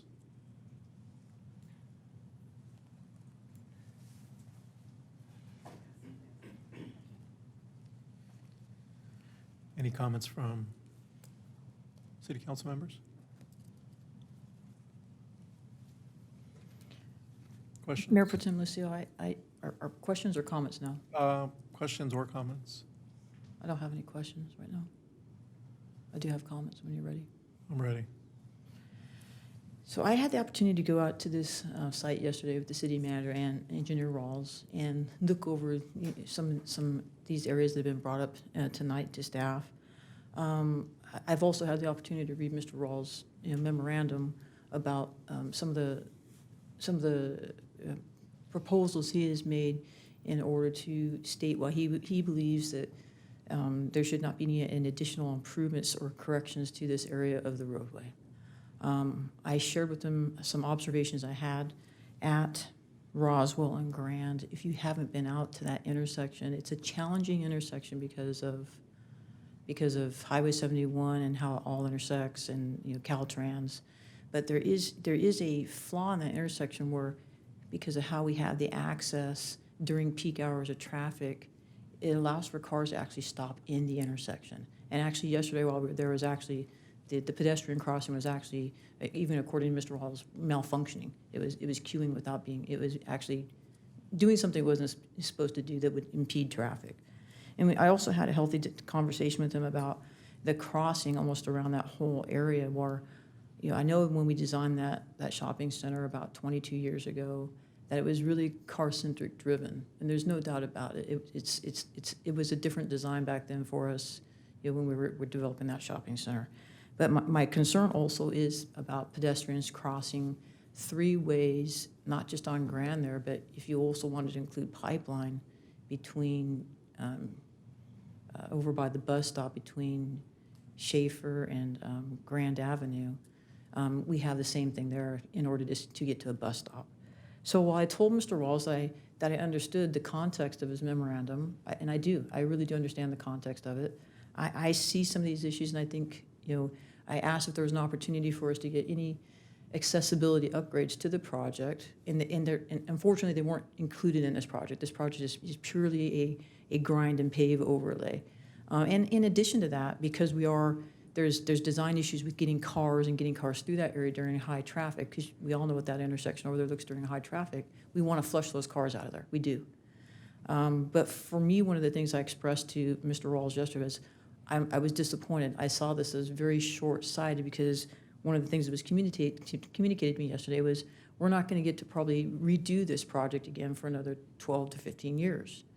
And I saw it as a missed opportunity for us to get some additional accessibility somehow, even in one area where we see an intersection that during peak hours of the traffic, it's generally blocked, the crosswalk's blocked, by traffic because of how they stop.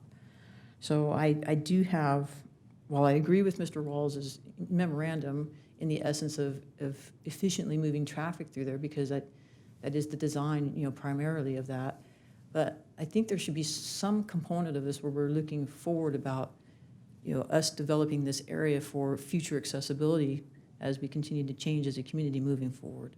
I only share that for the council's consideration, and anybody has other comment or even staff's comment back to me. But I wanted to assure to Mr. Rawls that I supported him. I understand his plan, but it is disappointing to see that we're not really getting even a correction of that intersection or much in the way of accessibility. And there were reasons why. That Mr. Rawls explained that.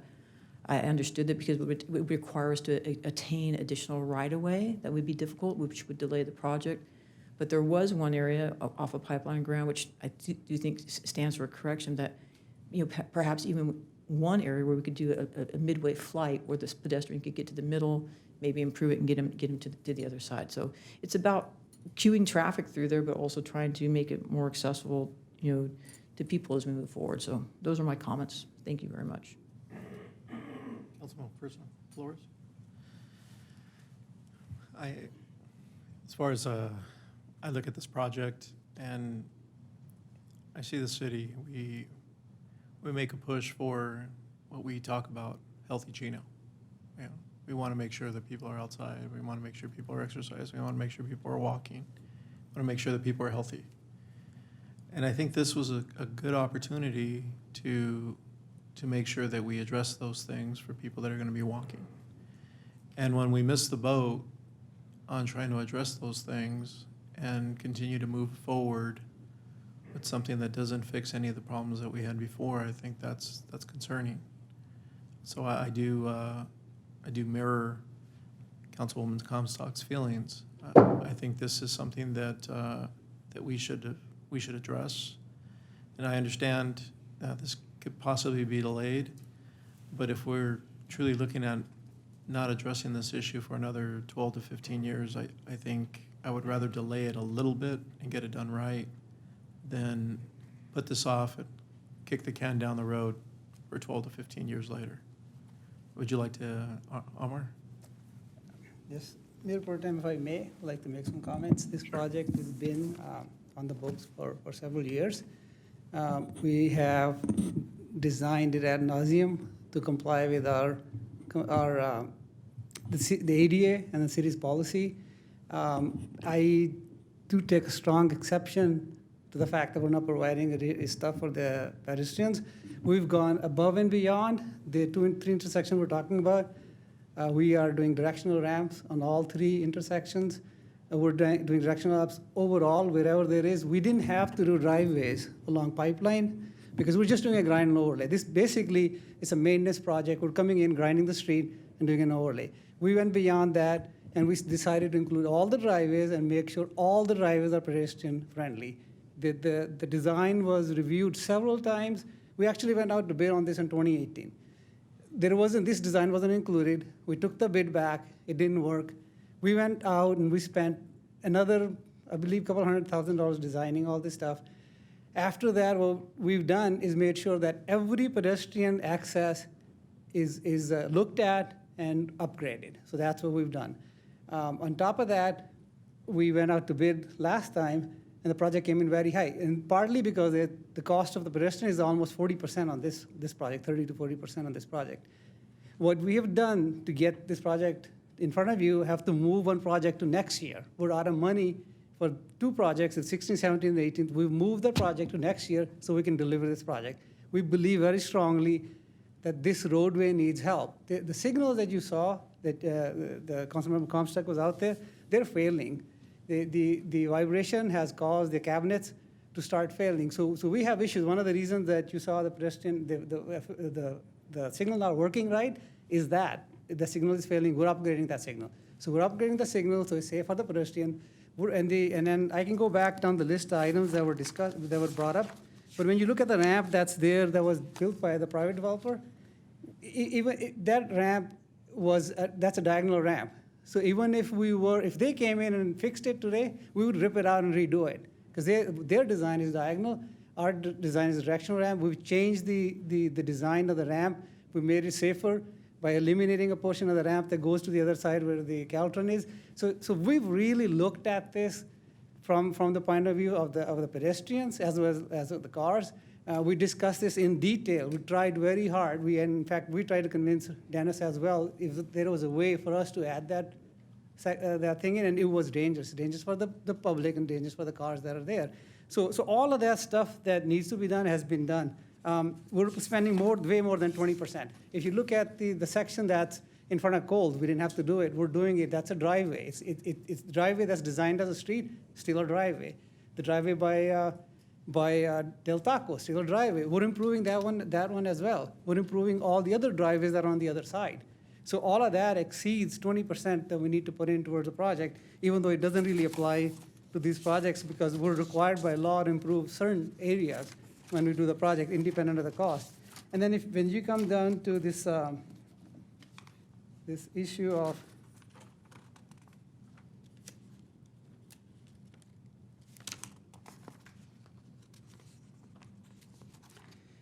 and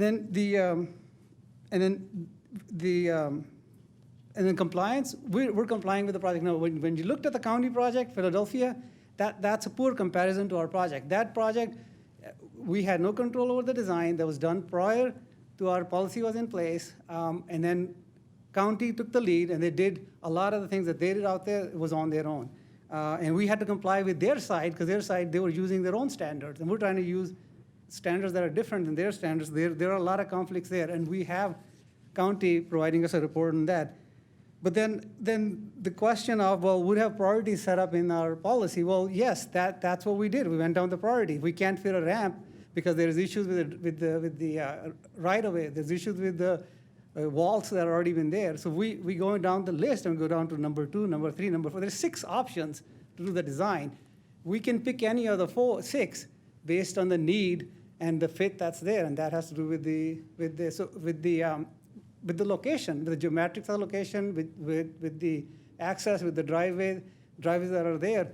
And so we have engineers that designed it. We have city's ADA staff that have reviewed it. We've had discussion with city attorney on some of these ramps. We have had everything possible to get this thing in front of you. If we take it back, we can't bring you any better project than what you have in front of you. So we've done everything we can. We strongly believe that this project not only exceeds ADA. And again, the other thing is, the last thing is, this project was in front, it's been here twice prior to this. We came to get authorization to go out to bid. There was no public comments. Then that bids, we had to reject them. So it was here recently, a few months ago, to go out to bid again. So what's in front of you is awarding the contract. We're not finishing the design. We're not relooking at the design. We're done with the design. It's been approved by the city engineer, and we're just ready to award. So I'm really hoping that you would award this contract, because we're trying to get this thing done before December. That was our goal. Get it done before December, because we did not want to impact the businesses that are there during the time of Christmas. So thank you for allowing me to have these comments. I'll be happy to answer any other questions if you have. Any other questions? I don't have any questions. Any comments? Mr. Jocker, I do want to acknowledge that I read in the report that we're going to do a lot of ramp improvements there. I mean, it's something like 26, right? 26 ramp improvements. I want to say 6 or 8 driveway improvements. So I don't want to make it look like, hey, we didn't do any change there, right? But what I think I'm saying is, when you look at the design of the pedestrian flow, one of the things I was talking to Mr. Rawls about yesterday was, hey, if we really wanted to get some of that additional access for pedestrians in those intersections differently, it would require us to acquire either some right-of-way or look at some significant engineering changes in order to accomplish both by flushing traffic and access. I see it as a missed opportunity for us to I don't know. I would like to see both. I would like to see us be able to move traffic through there efficiently and pedestrians through there more safely, versus having to cross 3 ways in several areas over there, including some correction to to Grand and Roswell. But I know it's tough, but I would like to see some improvement there that way. Those are my only comments. Chris? Okay. Mayor Pro Tem, it also may be helpful for our traffic engineer to explain what that would entail at the intersection, and also share with his analysis of what he would have to do at the intersection in order to add that 4th crosswalk. Okay. Good evening, Mayor Pro Tem and City Council. In the memo, and as I explained to Councilman Comstock when we went out to the field, Grand is probably one of the busiest streets in the city. It must be, because it's also the largest in terms of number of lanes. You've got 4 lanes of traffic in between Pipeline and the 71. Grand turns into Edison, which is an east-west cut-through for truck traffic from the 71 all the way to our eastern border to Euclid Avenue. With that, we've got very successful shopping centers on both sides, and then the close freeway access. So And from me as a traffic engineer, I do agree with Mr. Barr in that traffic is everything, pedestrians, bicyclists, vehicles. And us as traffic engineers, as an industry, as a profession, back when this shopping center was built, it was very vehicle-centric. The pedestrian was always considered second. That shift in how we think about things is occurring throughout the profession nationwide, and especially here in California. So I want to make sure and assure you guys that when I look at these projects from my traffic perspective, I'm not just looking at the vehicles and how they function and move through the area, but also taking a look at how pedestrians move and where we can, bicyclists as well, trying to maintain our general plan connectivity that we so desperately are trying to strive for. So with that, we have a very close, tight space area where we have to move a lot of traffic, vehicle traffic, and coordinate that with other agencies. We got to coordinate that with the state of California, with the ramps there at Roswell, and with our neighboring agency at Chino Hills. So we collaborate on that signal timing, that signal synchronization, so that those signals platoon those vehicles through the corridor. And it really requires a really delicate balancing act that has to occur. Now we take a look at that by really creating a cycle length, a length of time that we're going to go from the beginning of one cycle to the beginning of the next cycle. In doing that, we proportionate that time amongst all of the movements we have to accomplish at each of those intersections. That includes all the left turn movements, the through movements, and the pedestrians as well.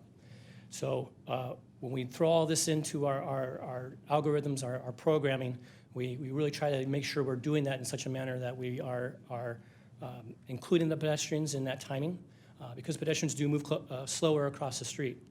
In this particular case with Spectrum West and Spectrum East, I believe that these two intersections were specifically designed without those west leg crossings.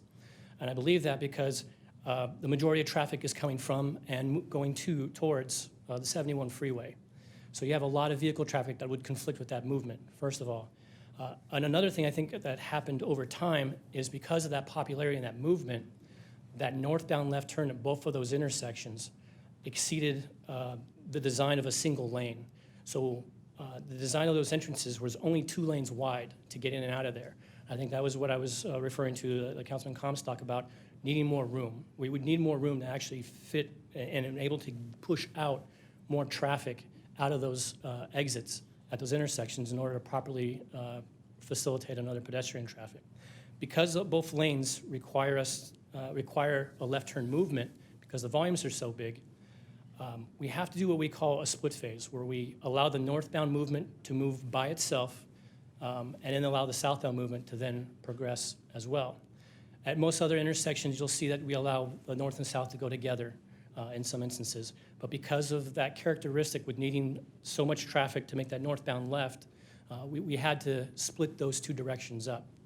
The southbound movement is able to make a right turn while it's red. So we can sneak a few cars out whenever there's gaps in traffic along Grand. But we can't do that with the northbound traffic. They have to wait for that green arrow in order to make that movement. So by adding that pedestrian crossing along that west side, that would have to coincide with that southbound movement, which is absolutely what we want to try to do. The problem we have is during that coordinated cycle, we only allow about half the amount of time for vehicles to get out as we would pedestrians. That means that signal would stay green for twice as long as we need to for vehicle traffic. And while we're allowing the pedestrian to cross, all of the other traffic at the intersection is waiting. And so now we've got limited space of queuing on those 4 lanes for all this traffic. And we have to do that in such a manner that we're able to coordinate that with the other agencies. All of those things combined really just create a very, very difficult way in order to get that corridor synchronized with the traffic signals, with the design of those intersections the way they are, with the right-of-way constraints we have. So that is why, for me personally, from a traffic perspective, looking at how best to get pedestrians where they need to go, vehicles where they need to go, I just couldn't recommend that we add that westbound leg at this time without some significant changes to how that whole center and that whole street is operated and designed and the geometry of that intersection. So I hope that helps. Thank you.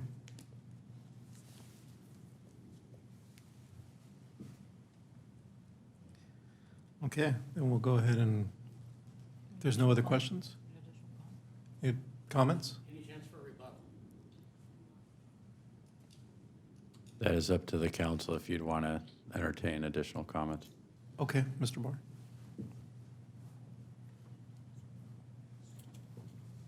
Thank you.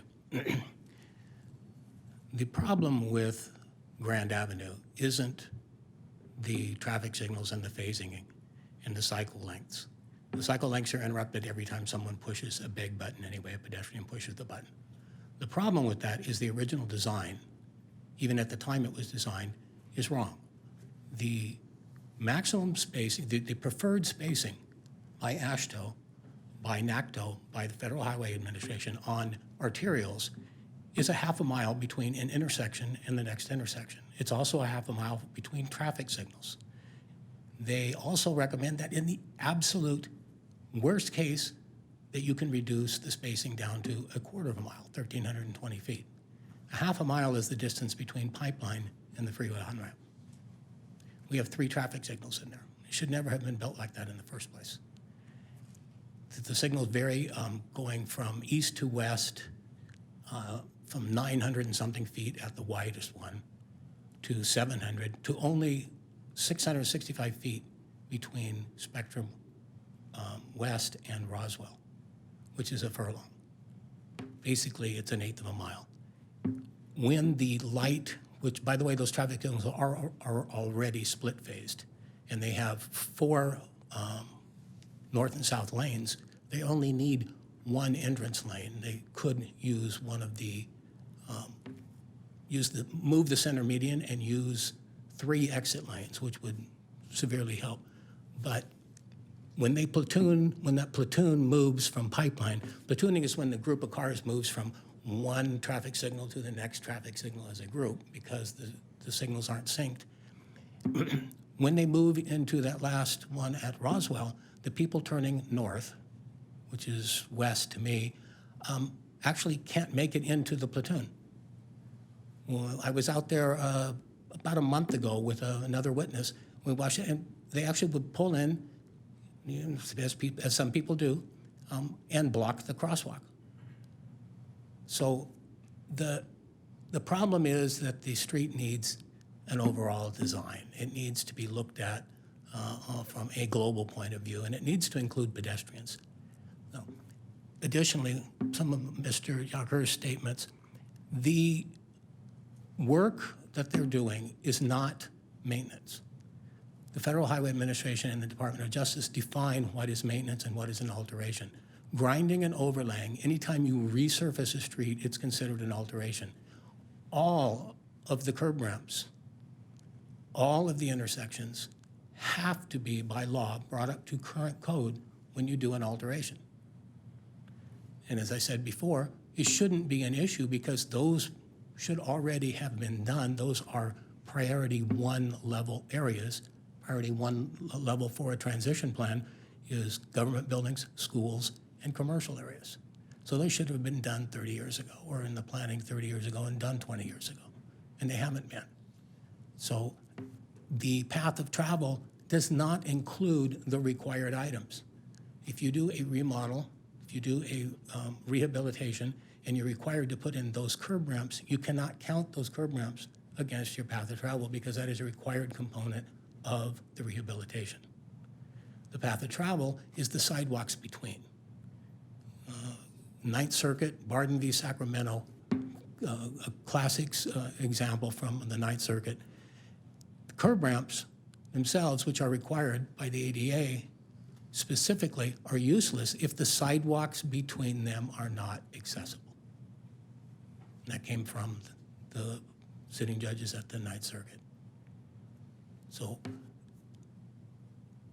the 20% path of travel is to connect the curb ramps and to connect the area so that if any of you have walked out there, the sidewalks are in moderate condition, but there are some areas that are really bad.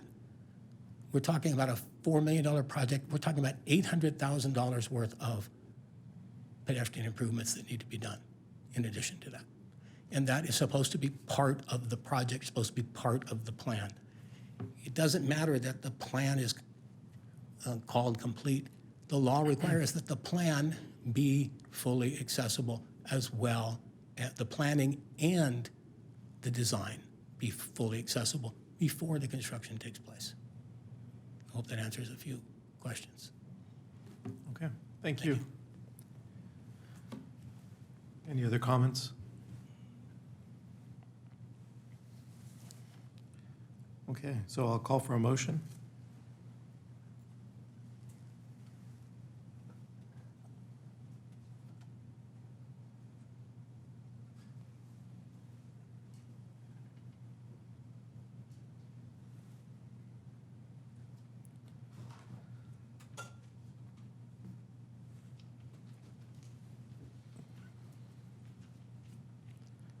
Any suggestions there, Fred? Will you bring this back? So I take it there are no motions, electronic motions. Yeah, I mean, the council can always ask for some clarifications, have staff maybe further address the comments that were raised tonight and bring it back.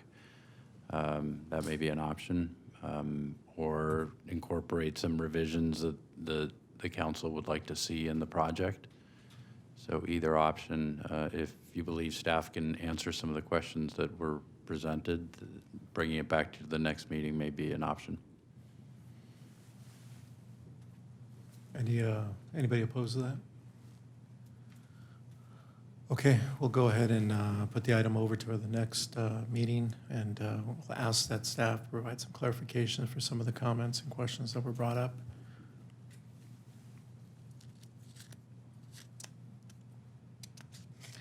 Now we're moving on, item number 16. Award a construction contract for Benson Avenue, Permanent Life Station Project R 2071. Award a construction contract in the amount of $893,200 to Kaliga for the project R 2071, and authorize associate construction expenditures, including approval of a professional service agreement for geotechnical services. Staff report by Maria Frazier, Engineer Manager. The second item in front of you from Public Works for consideration tonight, it's the award of a contract for construction of Benson Avenue Permanent Lift Station, which is a project that was basically triggered by the Caltrans Three Bridges replacement along SR 60. The Benson Avenue Permanent Lift Station bid package was advertised on Planet Bids, the city's online procurement website, and the Chino Champion newspaper on January 20th, 2021. The city received 3 bids via an electronic bid opening held on April 14th, 2021. A summary of the results is included in your staff report. Cali Agua from Anaheim, California was deemed the lowest responsive bidder with a base bid in the amount of $893,200. I'd like to highlight that Caltrans will be reimbursing the city for 100% of all these costs. The project is estimated to start about mid-June and completed by the end of November of 2021. Therefore, as staff recommendation, the council approves the staff report with the recommendations indicated. This concludes my report, and I'll be happy to answer any questions. Would anyone like to address the council on this item?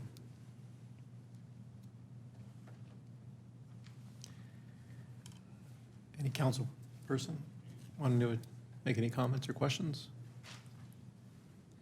Then I'll call for a motion. Motion by Councilmember Comstock, seconded by Councilmember Flores, and passed unanimously.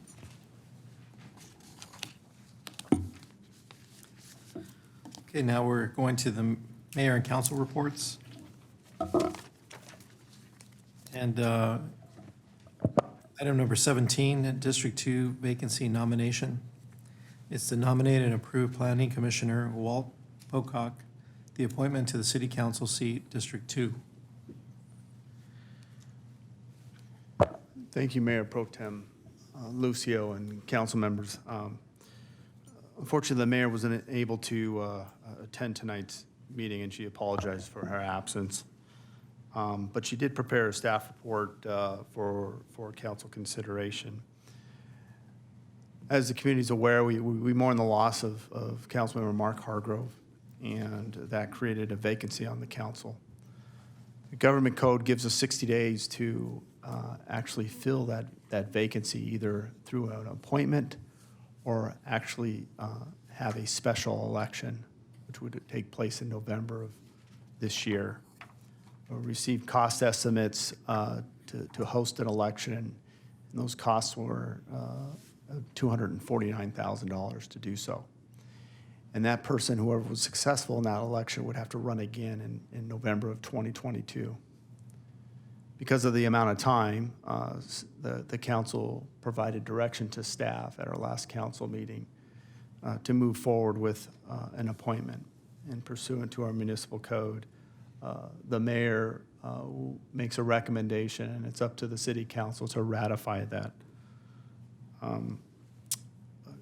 The mayor has recommended that Walt Pocock serve in this capacity. He's a longtime resident. He serves for the Chino, he's a Chino Kiwanis member. He's been a longtime member there and has volunteered for our community.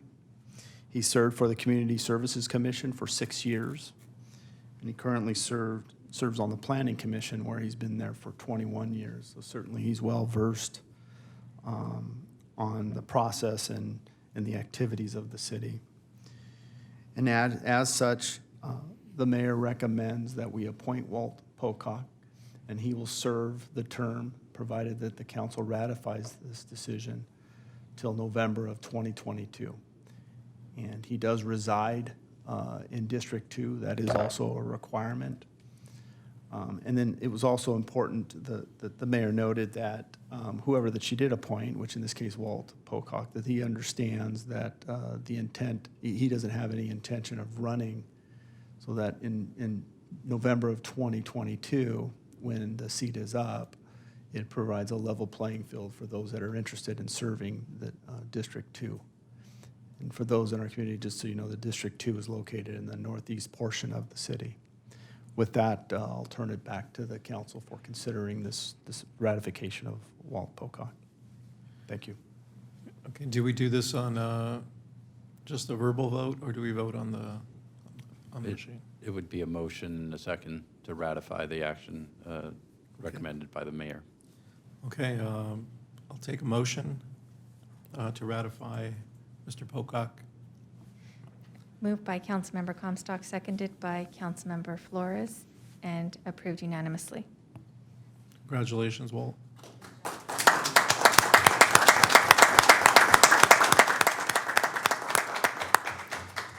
Since Walt's a man of few words, we'll go ahead and excuse him until his swearing in next council meeting. Okay, and this now goes to mayor and council reports. And I'll make mine brief since this meeting's gone pretty long. On April 21st, I attended the mayor's prayer breakfast. I can say that that's the first time I've done that since I've been appointed to the council. I will say that it was actually as a good event to go to. I didn't realize that it involved so many people from all the churches throughout our community, but it was good to sit down and talk to everybody and just really get a feeling from the community. There were some great people there, some good conversations, and I definitely will be attending again. On April 22nd, I attended virtually the public forum for homelessness. I watched it online. I was not aware that the lady that came up and asked for housing was Bernice. It didn't show her on the camera. But I later found out that it was her, and I'm thankful that we reached out to her and tried to get her housing. I understand that she denied everything that we gave her and refused to be placed.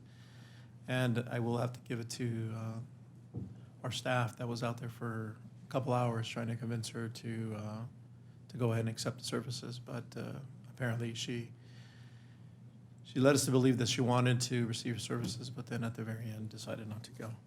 But I think that the forum was good. Thanks to the police department for hosting that. It was very informative. I didn't realize all the services that we had out there. I knew we had quite a bit, but it really laid out everything, and I was really, really pleased that we're making that type of effort to end homelessness here in the city of Chino. On the 24th, I attended the corn feed run. I got there early. I will say that was a great event. I didn't realize how many cars were going to be there. I thought initially I was told it was only going to be 500, and then I was told it was over 800. But it was a great turnout. I think the community was really yearning for an event like that, to go out there and get back to the normal things that we used to do. And my kids had a great time. We walked around. Of course, they were looking at cars, and they were trying to relate to the movie Cars, and they were trying to see who the old cars were, and Mater and everything else. But it was good. We had old cars, new cars, classics, a lot of classics. But it was a really, really good turnout, and you guys did a great job. The Kiwanis Club, my hat's off to you guys. You guys really put a quality product together, and thank you for that. And then on the 29th, we attended the strategic plan workshop. I think we addressed a lot of issues there that we brought to staff. I think we wanted to set in motion, now that we have a new council, some of the things that resonate with us. I think some of the things that we did discuss was we really want to beautify the city. As you all are aware, the cost of living here in the city of Chino has gone up quite a bit. And the people that live here have a lot of pride. And I think nothing resonates pride than the city being the lead on that. So I think we addressed that to staff. Staff understood what the direction of the city council is, and I think we had good dialogue, and I look forward to seeing the improvements that we have moving forward. I also want to end this by saying that this weekend we will be putting to rest Councilmember Mark Hargrove. Mark was a great man. He was very, very knowledgeable. A lot of these things that came up tonight, we would have had a lot of discussions about. I truly miss him. I miss his input. I miss his ability to look up things that I can't find, and then talking about things in just an open. With open dialogue. So he was able to, obviously being part of the Planning Commission, he had a lot of insight that I didn't have. So he kind of brought me up to speed on some of the things that were going on, and he's truly going to be missed.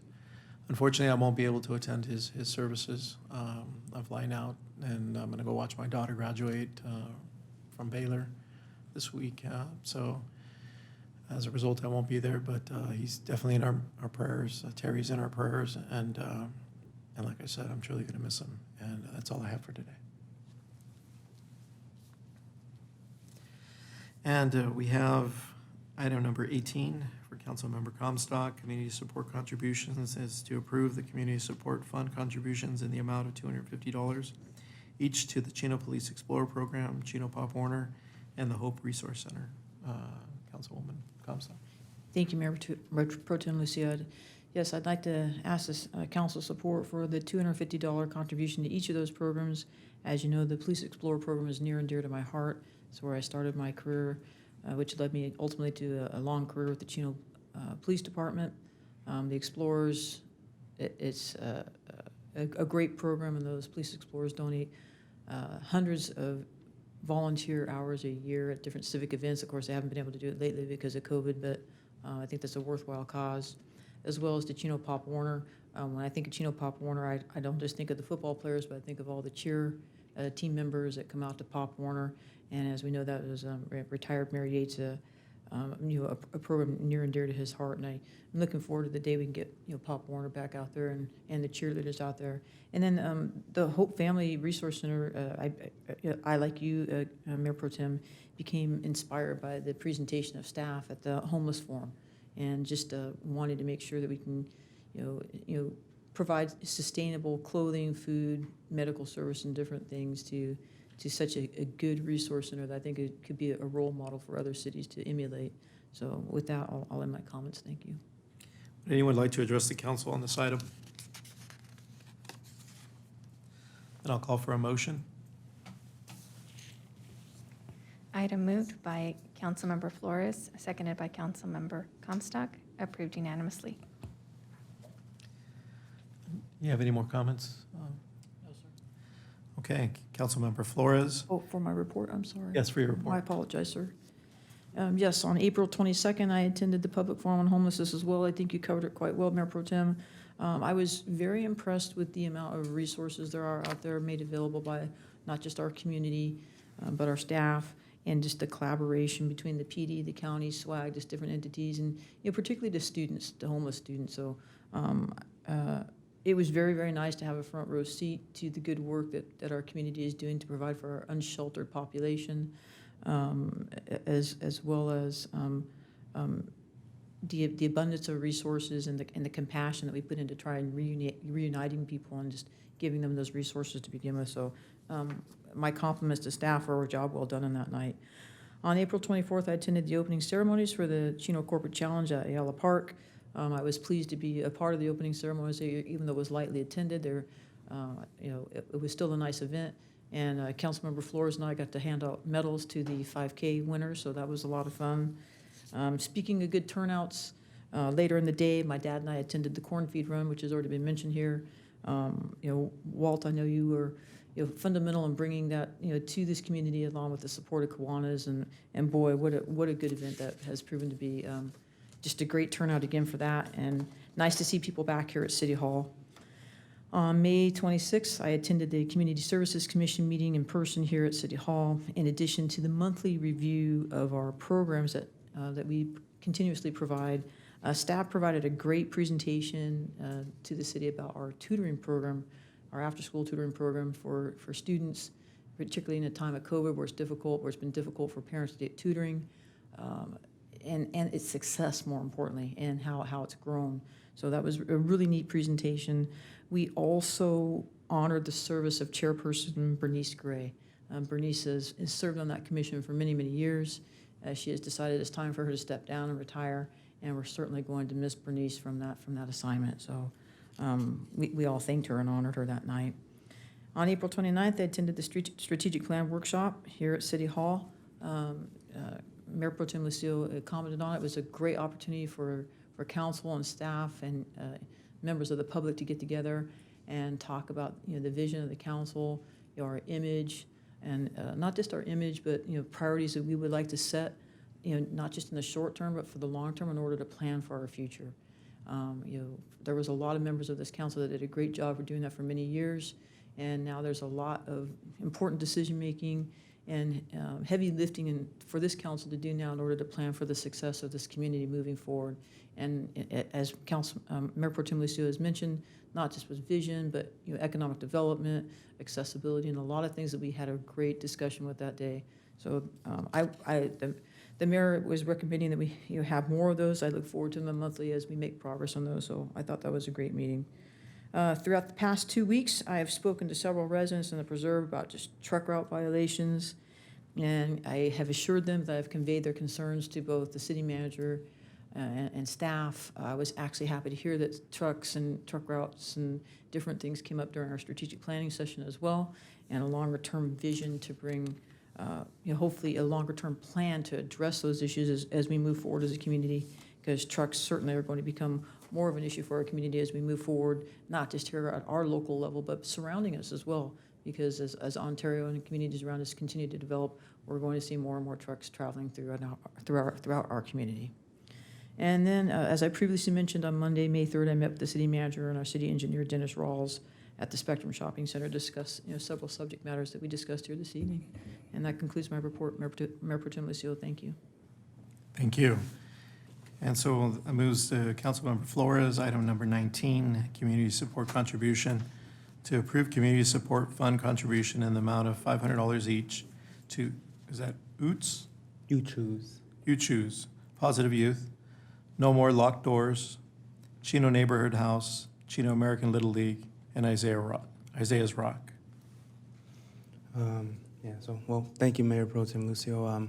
So I just ask for council support in exactly what you just read, the approval of community support fund contributions in the amount of $500 to each of the, to You Choose Positive Youth, to Chino Neighborhood House, Chino American Little League, and Isaiah's Rock. We mainly, a lot of these organizations are here within, here within District Number 1, and there's just a lot of focus on our youth, number one, and a lot of focus on our homeless, which has been, heavily discussed here over the past couple of weeks for the city of Chino, and I guess a lot of those residents who don't have, the means to purchase the food necessary to be able to survive. So, with that, I ask for council support in these community support contributions. Okay. Would anyone like to address the council on this item? Okay, then I'll call for a motion in a second. Again, just to clarify, the no more locked doors, that item's going to be tabled. So, thank you. Motion by Councilmember Comstock, seconded by Councilmember Flores, passed unanimously. Okay. City manager? I really don't have any report. I do want to commend the Kiwanis Club and the executive management team who are members of the Kiwanis Club for a wonderful event last week on the 24th of April. They did a phenomenal job, and I think the community enjoyed it, so thank you. That concludes my report. Thank you. And City Attorney? No report. Thank you, Mr. Mayor Pro Tem. Thank you. Chief of Police report? Thank you, Mayor Pro Tem and council members. Just like to reiterate, reference the bike event that's going to be hosted at Ayala Park. Our police department's also going to be there. They're going to be giving away free helmets to any youth who needs a helmet, so don't let that hinder you from coming. If you need a helmet, we'll give you a helmet. Additionally, we'll be offering bike registration if people want to register their bike. It's a great tool if your bike happens to get stolen to help us recover that. So we'll be offering those two things. I want to thank you for all of you for attending our discussion on homelessness. I thought it was a great collaboration between community services, the school district, the county, and SWAG. As you mentioned, we actually had members of our unsheltered community present there. There was, altogether, we had over 40 members of the public there, and then several members of our unsheltered community. And almost 2,000 people have viewed that presentation on Facebook, and it's still available for people to view. As you mentioned, we had one of our long-term unsheltered people there and indicate that she was interested in housing. They were able to offer her housing right then and there and get her into a house and worked with her till after midnight to try and facilitate that. In the end, she did decline, but we're still not giving up on her and still trying to convince her to take that assistance. They actually called her son out, got her son there to help convince his mom to take that services. So far she hasn't, but we're not going to give up and we're going to continue to work with her. And that's all I had tonight, unless you had any questions for me. No, we appreciate all your efforts. Thank you. Thank you. Fire Chief? Good evening, once again, Mayor Pro Tem Lucio and council. Just one item tonight I'd like to remind the public, the weight abatement deadline is May 15th. If they have any questions or concerns about it, they can go to our website or call our Community Risk Reduction Division at 909-902-5260. And again, the deadline's May 15th for compliance. Thank you. Appreciate it, sir. Thank you. Hey, Chief. I hear the word's out that you're leaving us. Yes, ma'am. I will be retiring at the end of the year. We're going to miss you, Chief Shackelford. You've done a great job. It's time for you, I guess, to enjoy your well-earned retirement. So just thank you for all your service to this community. We really, really appreciate your leadership to the fire service, and I get to enjoy you for several more months. So in the meantime, we'll enjoy your leadership until you retire. I appreciate the kind words, and I took your message when you retired as police chief to heart, and it is time for me to transition to the next phase. So thank you very much for the kind words. I appreciate it. Thank you. Okay, we're going to adjourn in the memory of Lou Moreno, and the next regular meeting of the City Council will be held on Tuesday, May 18, 2021 at 7 p.m. Closed session at 6 p.m. if necessary in these council chambers, and the meeting is adjourned.